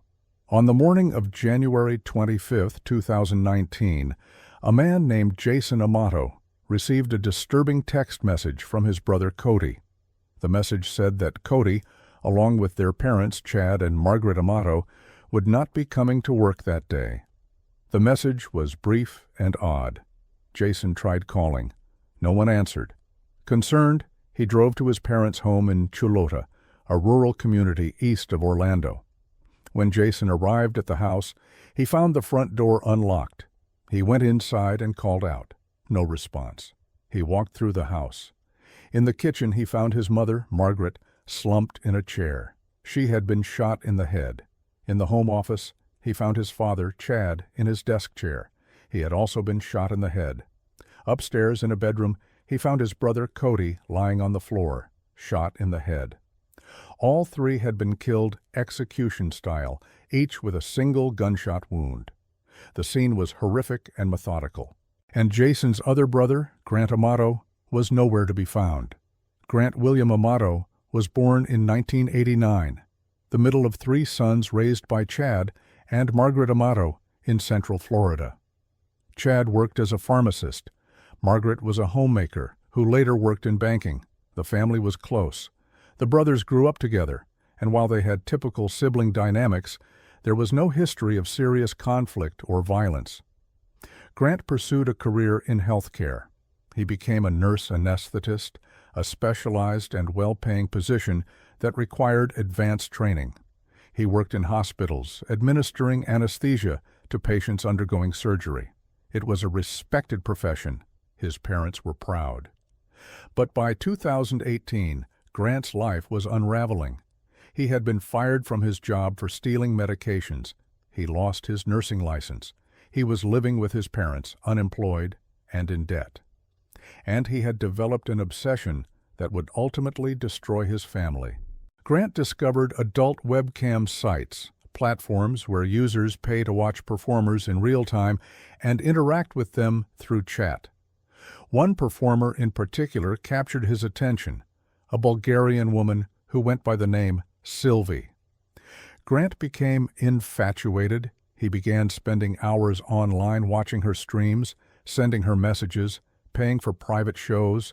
Sylvie, whose real name was later revealed to be Sylvia Venceslavova, was performing a job. She interacted with Grant as she did with other clients, friendly, flirtatious, encouraging him to spend more money. But to Grant, the relationship felt real. He believed they had a genuine connection. He believed that if he could just send her enough money, prove his devotion, she would eventually meet him in person and they would be together. Grant began spending shocking amounts of money on Sylvie. He emptied his own bank accounts. When his money ran out, he stole. He took $60,000 from his father, Chad. He took guns from his brother, Cody, and sold them. He continued to send the money to Sylvie, hundreds of thousands of dollars over several months, buying tokens on the webcam platform to pay for private sessions and gifts. In total, Grant spent over $200,000 on Sylvie between June 2018 and January 2019. Chad and Margaret discovered what was happening. They were devastated. Their son had stolen from them. He had lied to them. He was spiraling into an addiction they didn't fully understand. They confronted Grant. They tried to help him. In early January 2019, the family staged an intervention.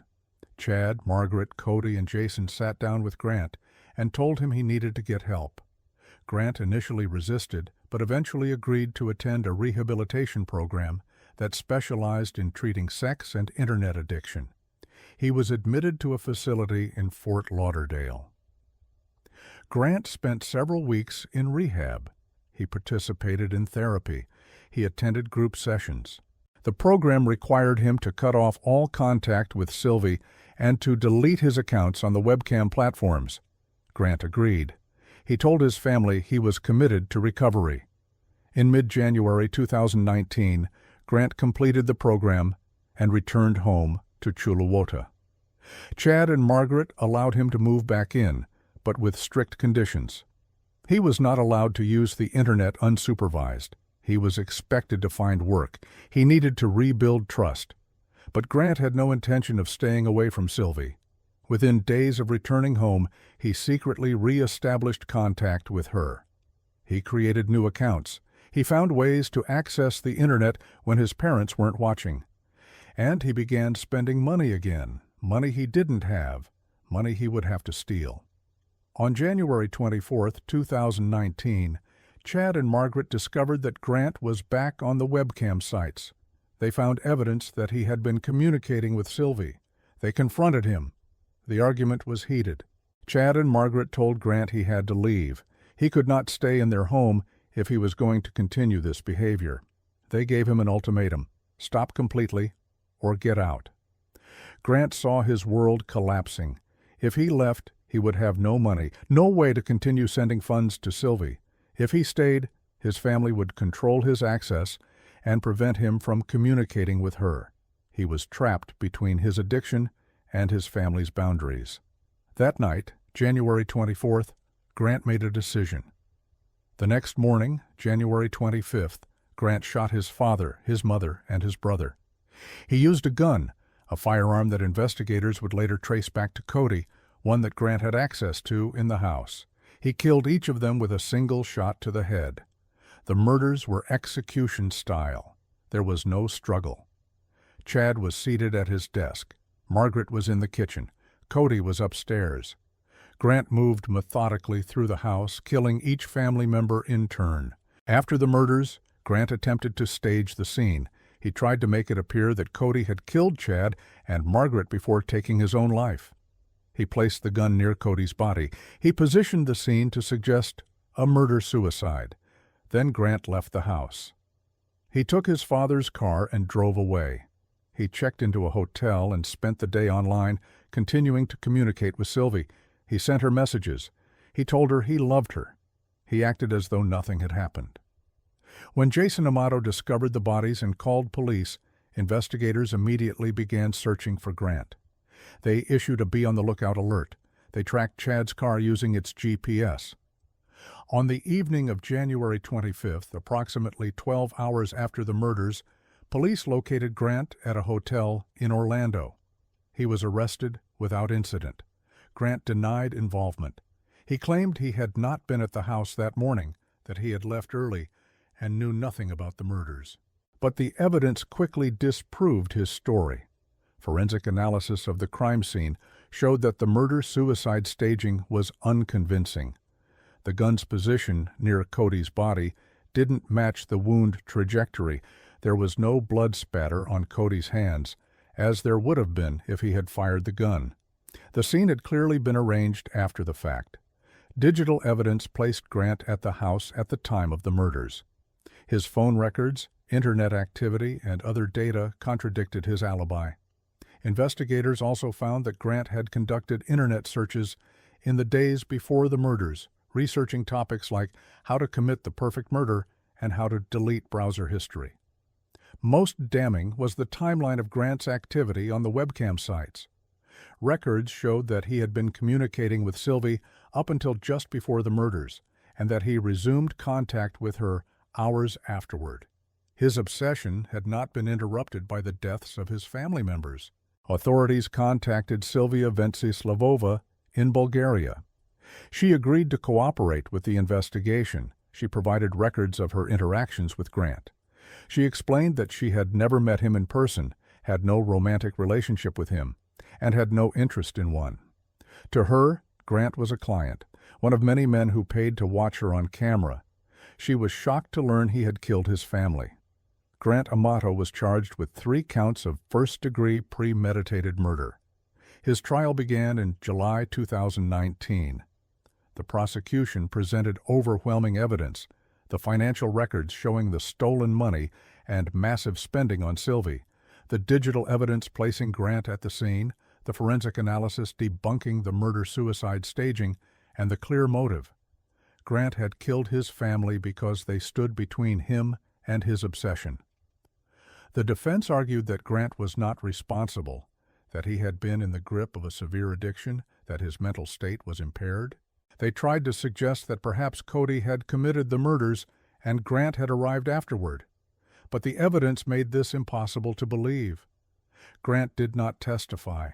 He sat at the defense table throughout the trial, showing little emotion as prosecutors described how he had executed his family members, how he had stolen hundreds of thousands of dollars, how he had chosen a woman he had never met over the people who had raised him and tried to help him. On July 31, 2019, the jury found Grant Amato guilty on all 3 counts of first-degree murder. The verdict came after less than 4 hours of deliberation. At sentencing, family members gave impact statements. Jason Amato spoke about losing his parents and his brother. He described the pain of finding their bodies, of knowing his own brother had killed them. Other relatives spoke about Chad's kindness, Margaret's warmth, Cody's generosity. They spoke about the senseless destruction of 3 lives for the sake of an internet fantasy. Grant was given the opportunity to speak. He declined. On August 9, 2019, Judge Jessica Rexsiedler sentenced Grant Amato to life in prison without the possibility of parole. He would serve 3 consecutive life sentences, 1 for each murder. Grant was transferred to Florida State Prison, a high-security facility near Stark. He remains there now. He has shown no remorse. In the years since his conviction, he has maintained his innocence in letters and communications, despite the overwhelming evidence against him. Sylvia Venceslavova gave a statement after the trial. She expressed sympathy for the Amato family and made clear that she had never encouraged Grant's obsession, had never promised him a relationship, and was horrified by what he had done. She was a performer doing her job. Grant's delusion that they were in love was entirely one-sided. The case of Grant Amato represents a modern form of family annihilation. This was not a murder driven by financial collapse or fear of exposure alone. It was driven by addiction, specifically by an addiction to a digital fantasy that consumed Grant's life and ultimately led him to destroy the real people in it. The internet and webcam platforms created opportunities for connection that previous generations didn't have.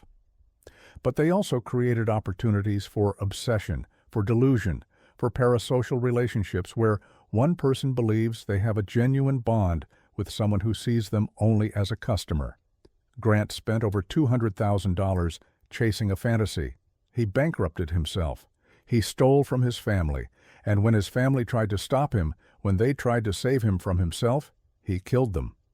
Chad Amato was 59 years old. He had worked hard his entire life to provide for his family. He was days away from retirement. He loved his sons and wanted the best for them. He tried to help Grant, even after Grant stole from him, even after the betrayals. He sent Grant to rehab. He let him come home. And Grant repaid that love with a bullet. Margaret Amato was 61 years old. She was a devoted mother who had raised 3 sons. She welcomed Grant back into her home after rehab, hoping he could recover, hoping the family could heal. She set boundaries out of love, trying to save her son from an addiction that was destroying him. And for that, Grant killed her. Cody Amato was 31 years old. He was Grant's older brother, someone who had known him their entire lives. Cody had been part of the intervention. He had supported his parents' efforts to help Grant. He had his whole life ahead of him. And Grant shot him in the head while he stood in his own bedroom. 3 people who loved Grant, who tried to help him, who wanted him to get better, all executed because they stood between him and a woman who didn't even know he existed in any meaningful way. The Amato family tried to save Grant. They intervened. They paid for treatment. They set boundaries. They did everything right. And it wasn't enough. Because Grant's addiction, his delusion, his refusal to accept reality, it was stronger than their love, stronger than their help, stronger than any rational thought. On January 25, 2019, Grant Amato chose a webcam model he had never met over his own family. He chose a fantasy over reality. He chose murder over accepting that his obsession was destroying his life. And now 3 people are dead, Grant is in prison for the rest of his life, and Jason Amato is the only surviving member of his immediate family, left to carry the weight of a loss that should never have happened. The internet did not make Grant Amato a killer, but it provided the mechanism for an obsession that spiraled into murder. It created a space where he could lose himself so completely that he forgot what was real and what wasn't. And when reality intruded, when his family tried to pull him back from the edge, he chose to eliminate reality rather than face it. That choice cost Chad, Margaret, and Cody Amato their lives. And it serves as a dark reminder that the most dangerous addictions are sometimes the ones we can't see, the ones that happen in private, on screens, in the quiet hours when someone sits alone and lets fantasy replace the people sitting in the next room who actually love them. Grant Amato will spend the rest of his life in prison, cut off from the internet, cut off from Sylvie, cut off from the fantasy that cost him everything. He has nothing now but the truth. He murdered his family, and no amount of denial, no amount of time will ever change that. Case 8. Jennifer and James Crumbly. On the morning of November 30th, 2021, a teacher at Oxford High School in Oxford, Michigan, found a disturbing drawing on the desk of a 15-year-old student named Ethan Crumbly. The drawing showed a handgun pointed at the words, "The thoughts won't stop. Help me." It depicted a person who had been shot, with blood everywhere. It included the phrase, "My life is useless," and "blood everywhere." The teacher immediately brought the drawing to school administrators. They were alarmed. This was not typical teenage angst. This was a cry for help, or perhaps a warning. They called Ethan's parents, Jennifer and James Crumbly, and asked them to come to the school immediately for an emergency meeting. Jennifer and James arrived around 10 a.m. School counselors showed them the drawing. They showed them Ethan's recent internet searches for ammunition. They told them that Ethan appeared to be in crisis. The counselors strongly recommended that Jennifer and James take Ethan home, get him immediate mental health care, and not let him return to school until he had been evaluated. Jennifer and James refused. They said they had to get back to work. They didn't ask Ethan if he had access to a weapon. They didn't mention that just 4 days earlier, on Black Friday, James had purchased a Sig Sauer 9mm handgun specifically for Ethan as an early Christmas present. They didn't mention that the gun was currently in Ethan's backpack, loaded, as they sat in that meeting. The school allowed Ethan to return to class. His backpack went with him. At 12:51 p.m., approximately 2 hours after his parents left the school, Ethan Crumbly walked out of a bathroom at Oxford High School carrying the Sig Sauer 9mm. He opened fire in the hallway. Students ran. Teachers locked classroom doors. Chaos erupted. In less than 5 minutes, Ethan fired 30 rounds. 4 students were killed. 7 others were wounded. When police arrived and confronted him, Ethan surrendered without resistance. The massacre was over, but the trauma had just begun. The 4 students who died were Tate Meyer, age 16, Hannah St. Juliana, age 14, Madison Baldwin, age 17, and Justin Schilling, age 17. Tate died in a patrol car while being rushed to the hospital, a deputy trying desperately to save him. Hannah died at the scene. Madison died at the hospital.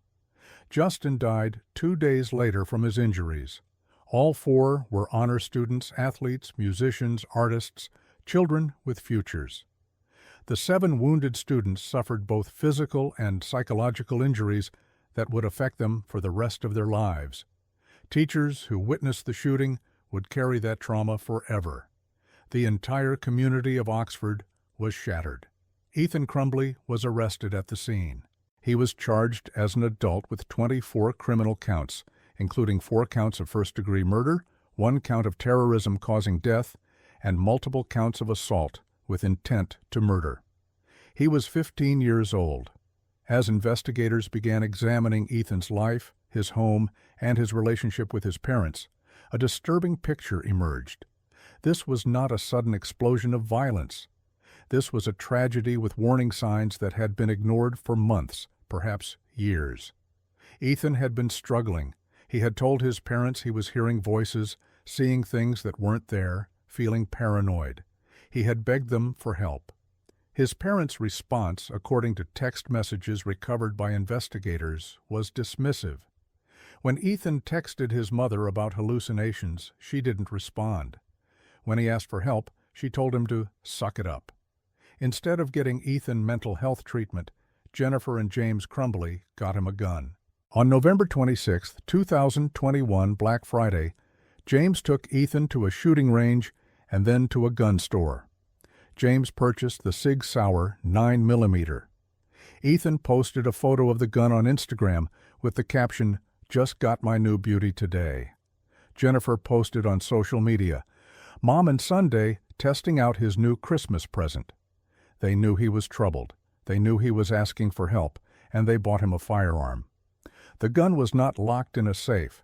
It was kept in an unlocked drawer in Jennifer and James's bedroom, easily accessible.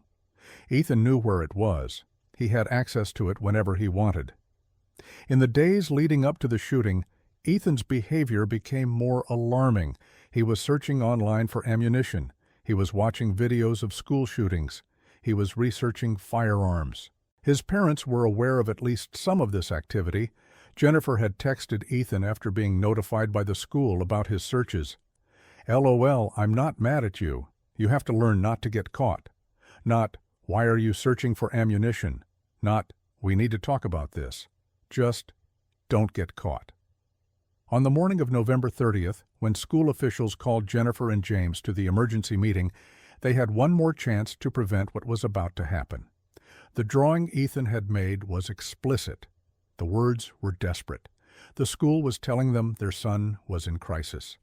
But Jennifer and James were more concerned about their jobs, their own schedules, their inconvenience.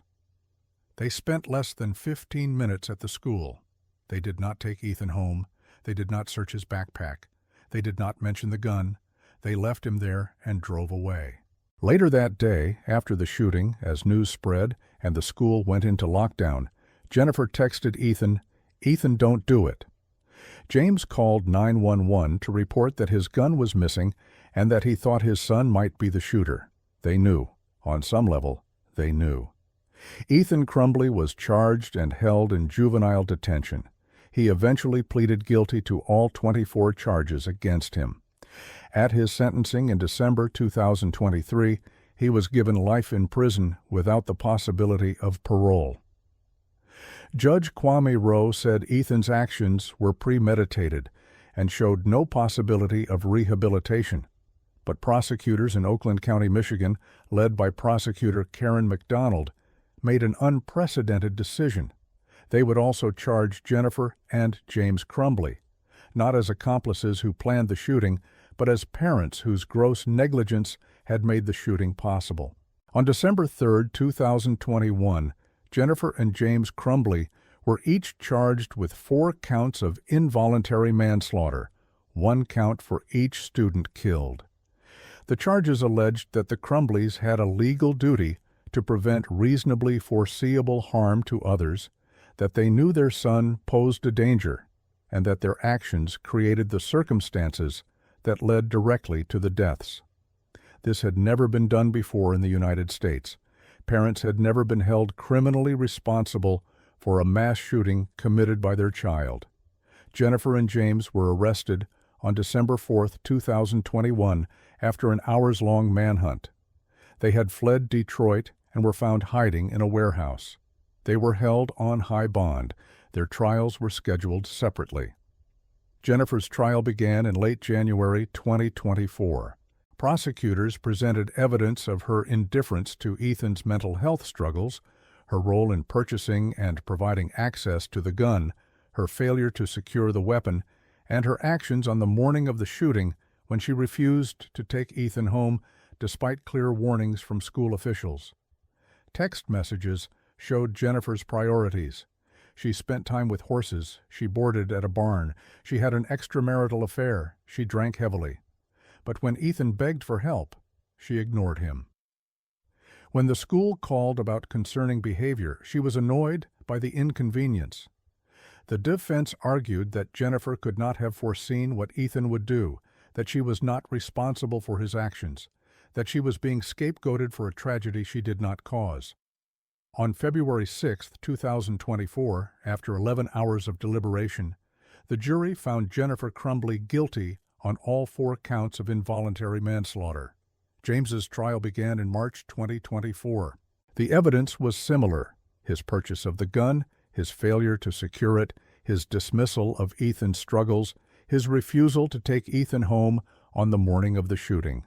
On March 14, 2024, James Crumbley was also found guilty on all 4 counts of involuntary manslaughter. At Jennifer's sentencing in April 2024, the parents of the 4 victims gave impact statements. They spoke about their children, about Tate's dreams of becoming an athlete, about Hannah's love of art and basketball, about Madison's plans for college, about Justin's kindness. They spoke about the hole left in their families, the birthdays that would never be celebrated, the graduations that would never happen.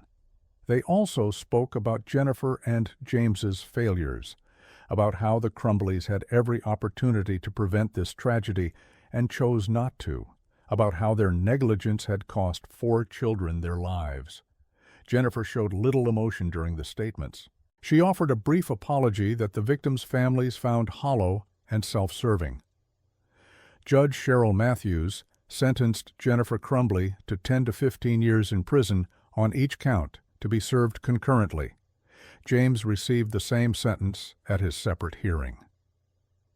The Crumbleys are now incarcerated in Michigan prisons. Ethan is serving his life sentence in an adult facility. The family that once existed is completely destroyed, though not by random tragedy, by choices, by negligence, by failures of the most basic parental responsibilities. The Oxford community continues to heal. The high school where the shooting occurred has been renovated. Memorials honor the 4 students who died. But the scars remain. Students who witnessed the shooting struggle with PTSD. Teachers who locked their doors and hid their students carry that terror with them. Parents who sent their children to school that morning and got calls that there had been a shooting live, with the knowledge that it could have been their child who didn't come home. The Crumbley case established a legal precedent. For the first time, parents were held criminally responsible for their child's mass shooting. The convictions sent a message. If you provide your troubled child with a weapon, if you ignore clear warning signs, if you fail to act when you have the opportunity to prevent foreseeable harm, you can be held accountable when that harm occurs. This was not about punishing parents for their child's choices. This was about holding parents responsible for their own choices. The choice to buy a gun for a mentally unstable teenager. The choice not to lock it up. The choice to ignore his pleas for help. The choice to leave him at school hours before he opened fire. The case sparked a national conversation about parental responsibility, about gun access, about mental health, about the role of schools in identifying troubled students. It raised difficult questions about where individual responsibility ends and collective responsibility begins. But at the center of the case are 4 children who should still be alive. Tate Meyer, who loved football and wanted to play in college. Hannah St. Juliana, who played basketball and created beautiful art. Madison Baldwin, who was accepted to multiple universities and dreamed of becoming a veterinarian. Justin Schilling, who was kind to everyone and worked at a local restaurant. They went to school on November 30th, 2021. They did nothing wrong. They were murdered by a classmate whose parents gave him the means and ignored every warning that he would use it. Ethan Crumbley pulled the trigger, but Jennifer and James Crumbley loaded the gun, handed it to him, and sent him into a building full of children. They are not equally guilty, but they are guilty. The law has determined that, the jury has determined that, and history will remember them not as victims of a tragedy, but as contributors to one. The Oxford school shooting was preventable. That is the cruelest truth. If Ethan had received mental health treatment, if the gun had been locked away, if his parents had taken him home that morning, if any of a dozen interventions had occurred, 4 children would still be alive. But Jennifer and James Crumbley made different choices, and now they are in prison. Their son is in prison. 4 students are dead, 7 others are wounded, and an entire community carries trauma that will never fully heal. The case stands as a warning and a turning point.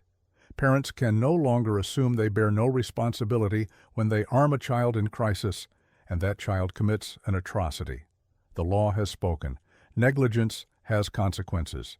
And the lives of children, all children, not just your own, matter more than convenience, more than denial, more than the refusal to see what is right in front of you. Tate, Hannah, Madison, and Justin deserved parents who would protect them from danger. Instead, they encountered parents who created it, and they paid with their lives. Case 9. Mary Beth Tinning. On December 4, 1985, Mary Beth Tinning rushed her 4-month-old daughter, Tammy Lynn, to Ellis Hospital in Schenectady, New York. The baby was unresponsive. Mary Beth told doctors that Tammy Lynn had stopped breathing, that she had found her daughter in distress and tried to revive her. Medical staff worked frantically, but it was too late. Tammy Lynn was pronounced dead. For the doctors and nurses at Ellis Hospital, this was a familiar and heartbreaking scene. They had seen Mary Beth Tinning before. They had seen her bring in sick children, had watched her weep as those children died. Over the past 13 years, Mary Beth had lost 8 children. 8. The medical community had struggled to explain it: genetic abnormalities, rare syndromes, terrible luck. But after Tammy Lynn's death, a pediatrician named Dr. Thomas Oram looked at the pattern and made a terrible realization. This wasn't bad luck. This was murder. Mary Beth Rowe was born in 1942 in Duanesburg, New York. She had a difficult childhood. Her father was an alcoholic. Her mother was reportedly cold and critical. Mary Beth grew up feeling unloved and unwanted. She married Joseph Tinning in 1965. Joe worked as a General Electric employee. The couple settled in Schenectady and began their life together. In January 1967, Mary Beth gave birth to her first child, a daughter named Barbara. The pregnancy and delivery were normal. Barbara was a healthy baby. For 5 years, she thrived. The Tinnings appeared to be a normal young family. Then, in 1972, everything changed. On January 3, 1972, Mary Beth gave birth to her second child, a daughter named Jennifer.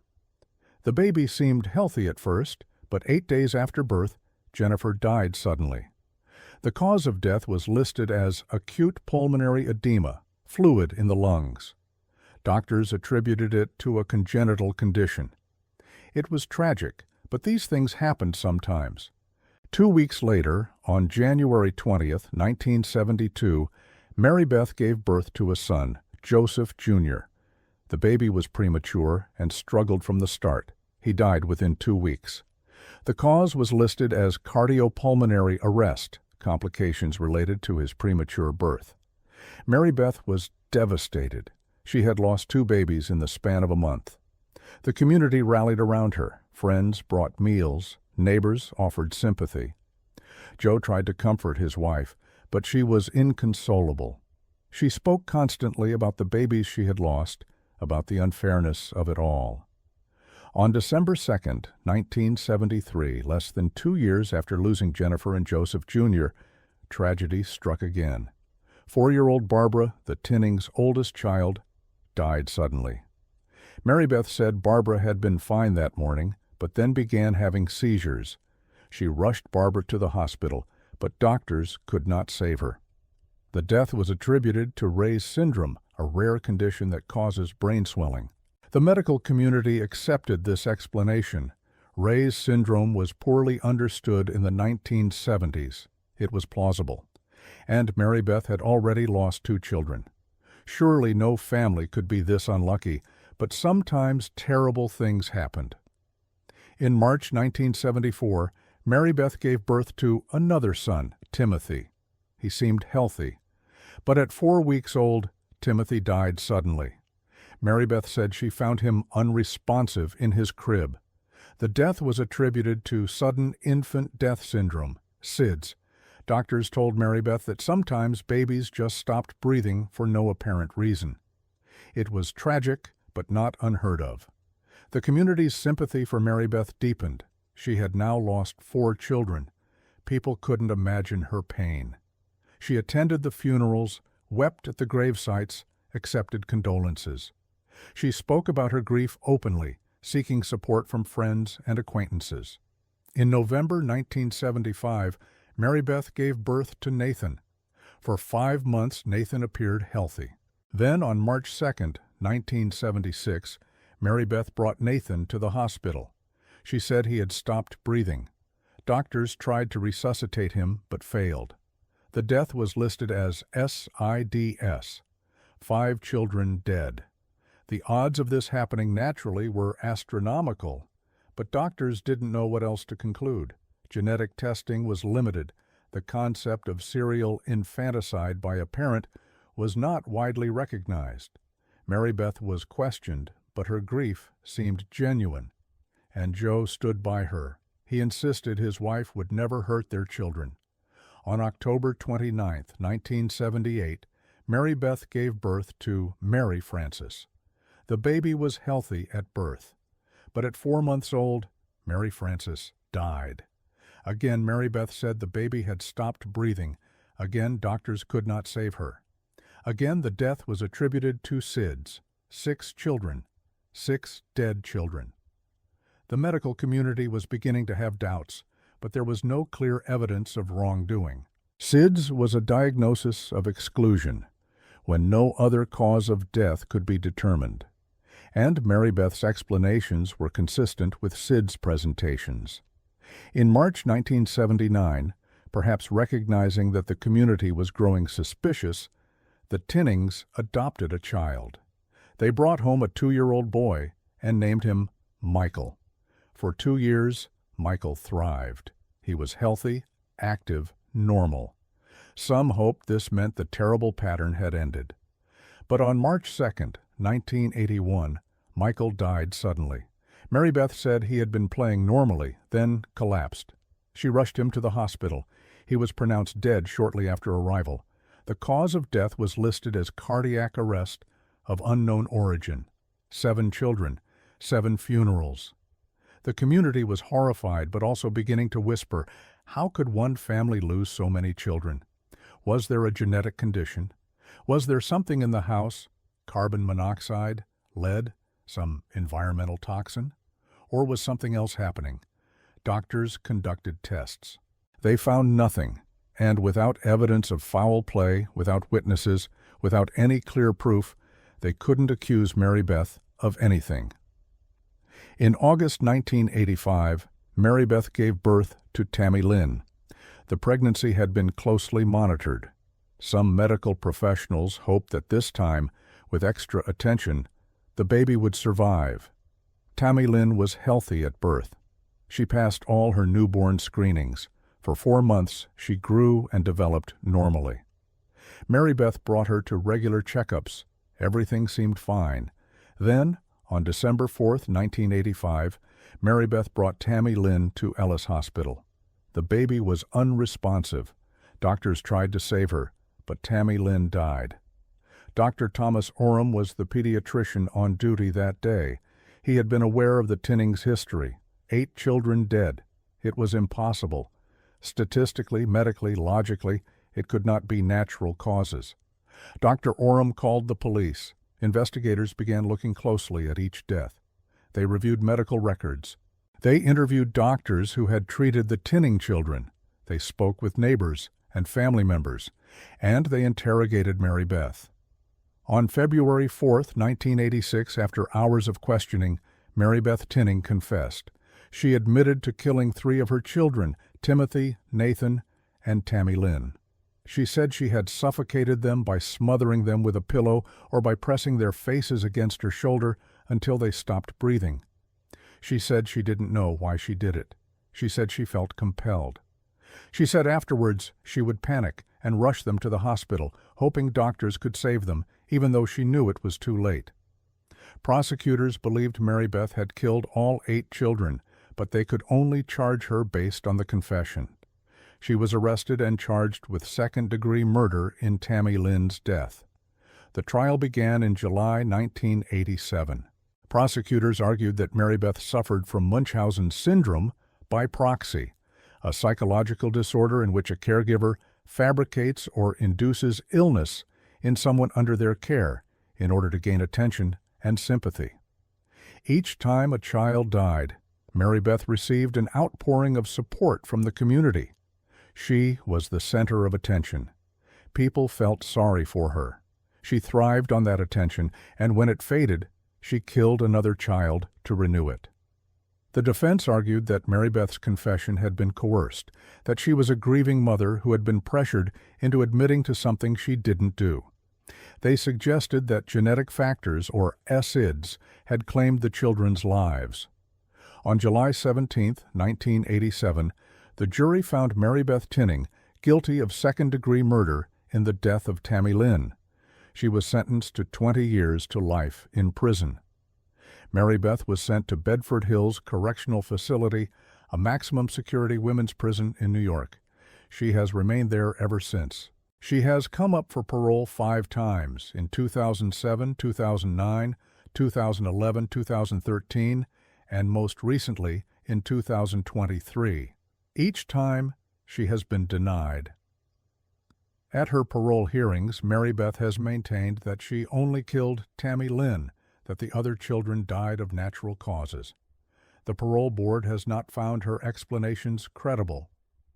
Medical experts have testified that the pattern of deaths is consistent with serial suffocation, not natural causes or SIDS. Mary Beth is now 82 years old. She will likely die in prison. The case had a profound impact on the medical community. It highlighted the need for better protocols when multiple children in the same family die unexpectedly. It brought attention to Munchausen syndrome by proxy, helping doctors recognize the warning signs. It led to more thorough investigations of infant deaths and better training for medical examiners, but the case also raised painful questions about willful blindness. Joe Tinning stood by his wife throughout the deaths. He attended the funerals. He supported her through each loss. Even after her conviction, he maintained that she was innocent. He believed, or claimed to believe, that the deaths were natural. Joe died in 2014, never having accepted that his wife was a serial killer. How could he not have known?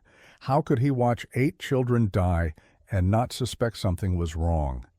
Some experts suggest Joe was in deep denial, unable to confront a truth too horrible to accept. Others wonder if he knew on some level but chose not to see it, because seeing it would have destroyed everything. The Tinning children, Jennifer, Joseph, Barbara, Timothy, Nathan, Mary Frances, Jonathan, Michael, and Tammy Lynn, deserved to grow up. They deserved to have a mother who protected them, who loved them, who would never harm them. Instead, they had a mother who suffocated them to feed her own psychological needs. Mary Beth Tinning killed her babies one by one over 13 years. She attended their funerals. She accepted sympathy from a community that had no idea she was the reason those tiny coffins kept appearing. She played the role of grieving mother while she was actually a serial killer. The cruelty is almost incomprehensible. These were not quick decisions made in moments of rage or desperation. This was methodical, calculated, repeated. Each time a child died, Mary Beth had months or years before the next one. She had time to stop. She had time to get help. She had time to choose differently. She never did. Interestingly, one of the children from Mary Beth's first marriage, Michael Rowe, who was raised by his father, has publicly defended Mary Beth. He visits her in prison. He believes she is innocent. Like Joe, he cannot or will not accept what she did. It is another form of denial, another example of how difficult it is to believe that a mother could do such things. But she did. The evidence is clear. The pattern is undeniable. 8 children dead, all under Mary Beth's care. All suffocated. The case inspired writer Joyce Carol Oates to explore themes of maternal violence and family secrets in her work. The story of Mary Beth Tinning has become a reference point in discussions of filicide, of Munchausen syndrome by proxy, of the ways in which society fails to protect children when the danger comes from within the family. Mary Beth Tinning sits in a cell at Bedford Hills, an elderly woman now, far removed from the young mother who killed her babies. She has spent more years in prison than she spent committing her crimes. But no amount of time can undo what she did. No amount of punishment can bring back Jennifer, Joseph, Barbara, Timothy, Nathan, Mary Frances, Jonathan, Michael, or Tammy Lynn. They are gone. They have been gone for decades, and their mother, the person who should have protected them, the person they trusted absolutely, is the reason they never got to grow up. That betrayal, that fundamental violation of the parent-child bond, repeated 8 times over 13 years, stands as one of the most disturbing cases of family murder in American history. Not because of the method, which was quiet and left little evidence, but because of the duration, the repetition, the cold calculation with which Mary Beth Tinning killed her own children and then mourned them publicly while planning the next death. She will die in prison. And when she does, she will join the children she killed, though one hopes not in the same place. They deserved heaven if such a place exists. She deserves to be remembered for exactly what she was, a mother who murdered her babies, one by one, for 13 years until finally someone stopped her. Case 10. Marcus Wesson. On the afternoon of March 12, 2004, police officers responded to a call at 761 West Hammond Avenue in Fresno, California. 2 women, Ruby Ortiz and Sofina Solorio, had contacted authorities about a custody dispute. They were trying to retrieve their children from Ruby's father, Marcus Wesson, who was refusing to let them go. The situation had been escalating for hours. The women were desperate. They needed help. When officers arrived at the house, they found a tense standoff. Ruby and Sofina stood outside pleading for their children. Marcus Wesson, age 57, stood in the doorway. He was tall and imposing, with long dreadlocks and a thick beard. He wore dark clothing. His presence was commanding, almost mesmerizing. He spoke calmly to the officers, insisting that he had every right to keep the children, that they were his family, that no one could take them from him. The officers tried to de-escalate the situation. They explained that the mothers had legal rights to their children. Marcus disagreed. He said the children belonged to him. He said they would never leave him. He said that if anyone tried to take them, there would be consequences. After more than an hour of negotiation, Marcus agreed to go into the back of the house to retrieve the children. Officers waited outside. Ruby and Sofina waited, anxious but hopeful. They would finally get their children back. Then gunshots rang out from inside the house. Multiple shots fired in rapid succession. Officers rushed toward the sound. Marcus Wesson emerged from a back bedroom, his clothing soaked in blood. He surrendered without resistance, his hands raised. Inside the bedroom, officers found a scene of horror. 9 bodies were piled together in a small space. All were children or young adults. All had been shot. Most had been shot in the eye at close range. The victims ranged in age from 1-year-old to 25 years old. They were Marcus Wesson's children and grandchildren. And in the most disturbing twist, many of them were both. Children he had fathered through incestuous rape of his own daughters and nieces. Marcus DeLon Wesson was born on August 22, 1946. He grew up in Kansas, the son of a deeply religious family. His upbringing was strict and focused on biblical teaching, though accounts of his early life vary. What is clear is that Marcus developed a twisted interpretation of Christianity that he would use to justify decades of abuse. Marcus married Rosemary Solorio in 1974. They had children together, but Marcus also began sexually abusing his daughters and nieces when they were children. He told them it was God's will. He told them he was a prophet, that he was Jesus Christ reincarnated, that their bodies belonged to him. The abuse started when the girls were as young as 8 years old. Marcus controlled every aspect of his family's life. They lived in isolation, moving frequently to avoid scrutiny. He homeschooled the children, teaching them from the Bible and his own writings. He forbade them from having contact with outsiders. He told them that the outside world was evil, that only he could protect them, that they must obey him absolutely or face eternal damnation. As the girls reached adolescence, Marcus began having sexual relationships with them. He called it marriage. He said God had ordained it. He fathered children with his own daughters. He fathered children with his nieces. The family structure became impossibly tangled, children who were simultaneously siblings, cousins, and the products of incest. The family lived in poverty. Marcus refused to work. He justified this by claiming he was doing God's work. The women and older children worked to support the family. They turned over their paychecks to Marcus. He controlled all the money. He controlled all the food. He controlled who could speak, who could leave the house, who could make decisions. Marcus taught the children that death was preferable to separation from him. He conducted drills where he would tell them to prepare to die together. He told them that if anyone ever tried to take them away, they would all go to heaven together. He made them practice dying. This was not metaphorical. This was literal preparation for mass suicide or murder. The family lived in cramped conditions, often in boats or small homes. By 2004, they were living in a house on Hammond Avenue in Fresno. The house was cluttered and dark.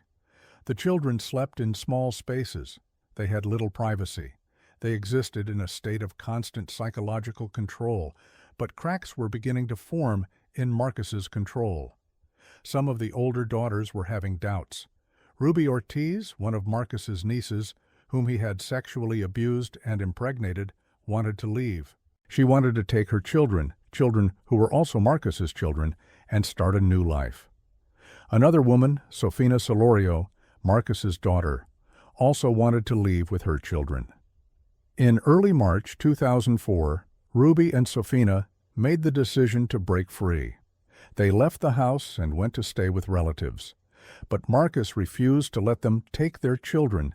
He kept the children at the Hammond Avenue house. When Ruby and Sofina demanded their children back, Marcus refused. On March 12th, the dispute escalated. Ruby and Sofina went to the house with family members to get the children. Marcus refused to let them in. The police were called. What happened in the back bedroom while officers waited outside will never be fully known. The prosecution later argued that Marcus shot the children himself, executing them one by one to prevent them from leaving him. The defense argued that Sabrina Wesson, Marcus's 25-year-old daughter, shot her siblings and then herself on Marcus's orders. Sabrina had been one of Marcus's primary victims. He had been sexually abusing her since she was a child.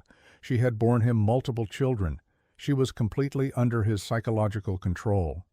If Marcus ordered her to kill her siblings and herself, would she have done it? The evidence suggested she might have. A gun was found near Sabrina's body. Gunshot residue was on her hands. But Marcus was covered in blood. The crime scene was chaotic. And the question remained, even if Sabrina pulled the trigger, who was truly responsible? The 9 victims were Sabrina Wesson, age 25, Marcus's daughter, and the mother of several of his children. She was found with a gun near her body, shot in the eye. Elizabeth Wesson, age 17, Marcus's daughter. She was pregnant at the time of her death. Sedona Wesson, age 17, Marcus's niece, and the daughter of his wife's sister. Marcus had fathered children with her. Marshy Street Christopher, age 7, son of Sabrina and Marcus. Jeva Street. Vladens V. Spry, age 1, son of Sabrina and Marcus. Aviv Dominique, age 1, son of Kiani, Marcus's niece, and Marcus. Ethan St. Laurent, age 4, son of Kiani and Marcus. Jonathan St. Charles, age 7, son of Elizabeth and Marcus. Lisa Sanchia, age 1, daughter of Illabel, Marcus's niece, and Marcus. 7 of the 9 children were the products of Marcus's incestuous relationships with his daughters and nieces.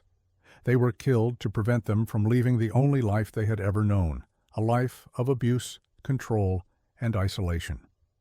Marcus Wesson was arrested at the scene and charged with 9 counts of murder. As investigators dug deeper into the family's history, they uncovered the full extent of his crimes. He was also charged with 14 counts of sexual abuse, including rape and child molestation. The trial began in 2005. Prosecutors presented evidence of Marcus's decades-long pattern of abuse. They called witnesses, surviving daughters and nieces who testified about the sexual abuse, the psychological control, the religious manipulation. They described how Marcus had created a cult with himself as the absolute authority, how he had used religion to justify rape, how he had trained the children to believe that death was better than disobedience. The survivors' testimony was heartbreaking. These were women who had been abused since childhood, who had been forced to bear their father's children, who had been taught that they had no value except in service to Marcus. Some still struggled to break free from his psychological hold.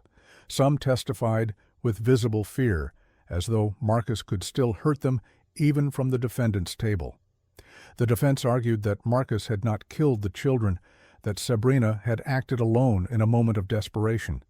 But even if that were true, prosecutors argued, Marcus was responsible. He had created the environment. He had taught the children that death was preferable to separation. He had controlled Sabrina so completely that if she did shoot her siblings and herself, she was acting as an extension of his will. On June 17, 2005, the jury found Marcus Wesson guilty of 9 counts of first-degree murder and all 14 counts of sexual abuse. The verdict came after several days of deliberation.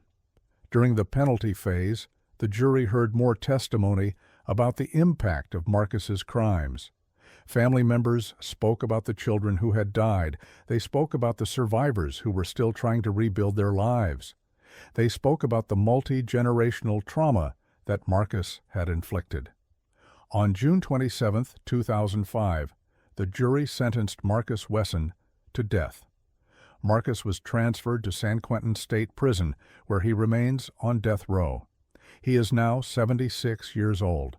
California has had a moratorium on execution since 2019, so it is unlikely Marcus will ever be executed. He will almost certainly die of natural causes in prison. The case shocked California and the nation. It exposed the dangers of isolated religious cults, the ways in which psychological control can be as powerful as physical chains, and the horror of multi-generational incestuous abuse. The surviving daughters and nieces have worked to rebuild their lives. Some wrote a book titled Where Hope Begins, describing their experiences and their journey toward healing. They have spoken publicly about the abuse, hoping to raise awareness and help other victims escape similar situations. A documentary titled By Their Father's Hand examined the case and the psychological mechanisms that allowed Marcus to maintain control for so long. It explored how someone could convince multiple women to stay in a situation of such obvious abuse, how children could be raised to believe that their father's sexual abuse was normal and ordained by God. The answer lies in the totality of the control. Marcus isolated his family from birth. The children knew no other life. They had no basis for comparison. They were taught that Marcus was God, that the outside world was evil, that disobedience meant eternal damnation. They were psychologically imprisoned long before they were physically trapped in that back bedroom. Marcus Wesson represents one of the most extreme examples of family betrayal in this series. He didn't just kill his children, he fathered them through rape of his own daughters. He controlled 3 generations. He used religion to justify incest and abuse. And when his control was threatened, when the mothers wanted to take their children to safety, he orchestrated the deaths of 9 people. The question of whether Sabrina pulled the trigger is almost beside the point. Even if she did, she was a victim, acting under decades of psychological conditioning. She had been abused since childhood. She had been taught that death was the only alternative to staying with Marcus. If she killed her siblings and herself, it was because Marcus had programmed her to do so. The 9 victims never had a chance. The youngest were infants. The oldest had never known a life outside Marcus's control. They were born into a prison of psychological manipulation, sexual abuse, and religious extremism, and they died because their father and grandfather could not tolerate the idea of losing his power over them. The survivors carry scars that will never fully heal. They lost siblings, children, nieces, nephews. They escaped Marcus's physical control, but the psychological control takes longer to break. Some still struggle with the teachings Marcus drilled into them. Some still have nightmares. Some still blame themselves for not saving the children who died. But they survived. And in their survival, in their willingness to testify, in their courage to speak publicly about what happened, there is hope. They broke the cycle. They escaped. And they are ensuring that Marcus Wesson's story serves as a warning about the dangers of unchecked patriarchal control, religious manipulation, and the isolation of families from the outside world. Marcus Wesson sits on death row, an old man now, far removed from the godlike figure he presented to his family. He has no power anymore. His kingdom is a prison cell. His subjects are gone, either dead or free from him. The 9 children who died on March 12, 2004, deserved so much more than the life they were given. They deserved safety, education, normal childhoods, the chance to grow up and make their own choices. Instead, they were trapped in a house on Hammond Avenue, taught that their father was God, and killed when the outside world tried to save them. That is the legacy of Marcus Wesson. 9 dead children, decades of sexual abuse, and a family shattered across 3 generations by one man's twisted belief that he had the right to control, abuse, and ultimately destroy the people who should have been able to trust him most. 10 families, decades spanning from religious extremism to digital age obsession in 2021. What connects a mother drowning her babies in Texas to brothers shooting their parents in Beverly Hills? From a father's 24-year dungeon in Austria to parents enabling a school massacre in Michigan? The answer is devastating in its simplicity, the betrayal of blood. These weren't strangers. These were the people who tucked you in at night, who taught you to ride a bike, who sat across from you at Thanksgiving dinner. Some claimed they were saving souls. Others wanted money. Some were drowning in mental illness. Others were calculatingly sane. But each one chose to destroy the lives entrusted to their care. Perhaps the only light in this darkness is that we're learning. We establish that parents can't hand troubled children weapons and walk away. They deserved protection. They deserved life. And remembering them means we must do better at seeing the warning signs before another family sits down to dinner for the last time. Which case shocked you the most, or taught you something about the warning signs of family violence? What do you think about parents being held criminally responsible for their children's mass shootings, or killing their own parents with secret hatred? Share your thoughts in the comments below, and if this video opened your eyes to the reality of family violence, please like and subscribe to help spread awareness about these warning signs.